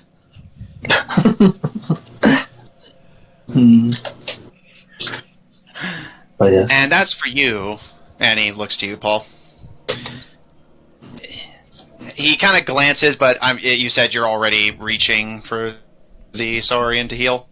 Yeah, he's gonna heal both. He's gonna try to, I guess he'll heal the small one first, because he seems like he would probably be most in danger of dying. Okay. He'll do the 2 health on them. Okay. As you reach down to the small Saurian, he seems cautious, but seems like he'll give a little bit more just to ensure that you don't have any reason to go back. Yes. Well, this is just a guess. I don't pay much mind to the politics of it. From what I hear, the Dark Elves have agreed to give us the pistol as long as the Wood Elves take the fall for it. So, my guess is the Wood Elves probably figured that out and are trying to figure out why. Why? Just why, man? From what I've heard, they don't like others. Mm-hmm. Yeah, he'll the question, are y'all supposed to collect the pistol? Well, we've already gotten it. We were just going to be there to be insurance. Make sure that the deal went off smoothly. My brother would probably agree. It's a lot harder to argue the terms of a deal when you have a Gatling gun leveled at your home. Well, I guess that plan of yours has failed. You can see he glances to the rock slide that buried what was left of the Gatling gun. Yeah, the boss isn't going to be happy about that, but we've been through worse. And at this, Paul, as you Cat put 2 points of healing into the Saurian, they give a as some blood trails down their side as well. You get to do and as their dark, beady eyes open, Paul, 2 things strike you back to back. One, again, that deep, intimate sense of familiarity as you look at them in the eyes on the ground. But the second thing, it's this kind of weird dichotomy. While you feel this warm sense of familiarity, like this is someone you know and are close to but can't put your finger on how, you're also given this deep chill as looking into their eyes, you immediately get this sense of cold, unfeeling calculation. As in the seconds as they regain consciousness, the Saurian kind of sizes you up and speaks in this kind of surprisingly deep, kind of rumbly voice as they pipe up at you. And who are you exactly? And that's where we're going to end tonight's session. We're the people who blew up your big gun. Also, I feel like the accent should be a bit thicker, Matthew, for Caleb. I'm imitating you guys playing them, not how the character realistically sounds. Well, I guess I know what I gotta work on. I mean, it's not even you do that. They already have the pistol? Well, they have it under... Basically what he stated was they have it under agreement. They've already agreed to give it to them. They're just there for insurance that the deal goes through fully. Yeah, basically, the Boomergangers went to the Dark Elves and said, hey, if you just give us the pistol, not only will we leave you alone, we'll also fuck up the Wood Elves' entire shit. And that's why the Wood Elves suspected Ivaebhin of being a spy, because they can't figure out why the Dark Elves just fucking sold them out like that. Yeah, so... When basically, now you guys know, the Wood Elves were putting their asses on the line to protect the Dark Elves, and the Dark Elves just went back and sold them out. It gives me ideas. Okay, but just for our reference, okay, it's Caleb and Zephyr, but I haven't figured out the rest of them. It is Belak, and you do not know the Saurian's name. Yeah. Okay. You only know. I know what this is. Yeah, they haven't mentioned their names yet. I'm trying to think who would be the Alright, other Randy, one. get those messages ready. Yep. And also, given that he referred to them as brothers, I guess, yeah, there wouldn't really be a red-headed sibling counterpart in the Tibadron family, would there? Like they're Nope. brothers, so could be just one of our debater boys. But, this was certainly a session. If you guys enjoyed my I was agreeing. Yeah. Okay. If you want to see more of my DMing, check out twitch.tv/Grahamcrackers, GRAEMECRACKERZ, for my Friday campaign, the Goldshine Investigations, at 7 o'clock Central Daylight Time, featuring a party of investigators unraveling the cultish conspiracy that threatens to plunge their home continent into war. Check out our website at officialD5Hub.info, resurrected from the grave like a filthy necromancer. There you go. There you go. Check out Let's go. Check out our link. Check out our link in chat to join our official D5 Discord server if you want to hang out with us directly. And please support our episodes posted on Spotify, Google Podcasts, Pandora, all the different podcast places. For our audio listeners, catch us live on Mondays at 9:30 Central Daylight Time on twitch.tv/OddTornado Productions or the Odd Tornado Productions YouTube channel if you want to catch up on what you missed. Check out Odd Tornado Productions official on Tumblr to find links to our other works, including our Paladins Twitch channel at twitch.tv/AustinFreak123. If you enjoy what we do, please support us on Patreon, about to post that link as well, or on Ko-fi at kofi.com/OddTornado Productions, and follow us on Twitter at twitter.com/TornadoOdd. TNO, they're capitalized, just so you know. If you enjoy this party and want to see more of them, plus or minus a few, tune in tomorrow on Tuesdays at 9:30 Central Daylight Time for our Tuesday game of Black Ink and Blue Blood, featuring a party of nobles and squires and politicians trying to unravel the cultish conspiracy that threatens their homeland and threatens to plunge that one into war. But unlike my Friday group, they mostly have to deal with trying to stab each other in the back. Hey, there's no stabbing. Just arguing. Well, there's been occasional shooting each other. yeah, that's happened once or twice. I mean, to be fair, but I Ivaebhin think just shot the snakes and Grelog. Yeah. But I did leave it to the DM. I didn't say, let's do this. I mean, it's like, well, you can't really let the game where you shoot it at, kind of deal. Thanks to everyone at the table so much for playing.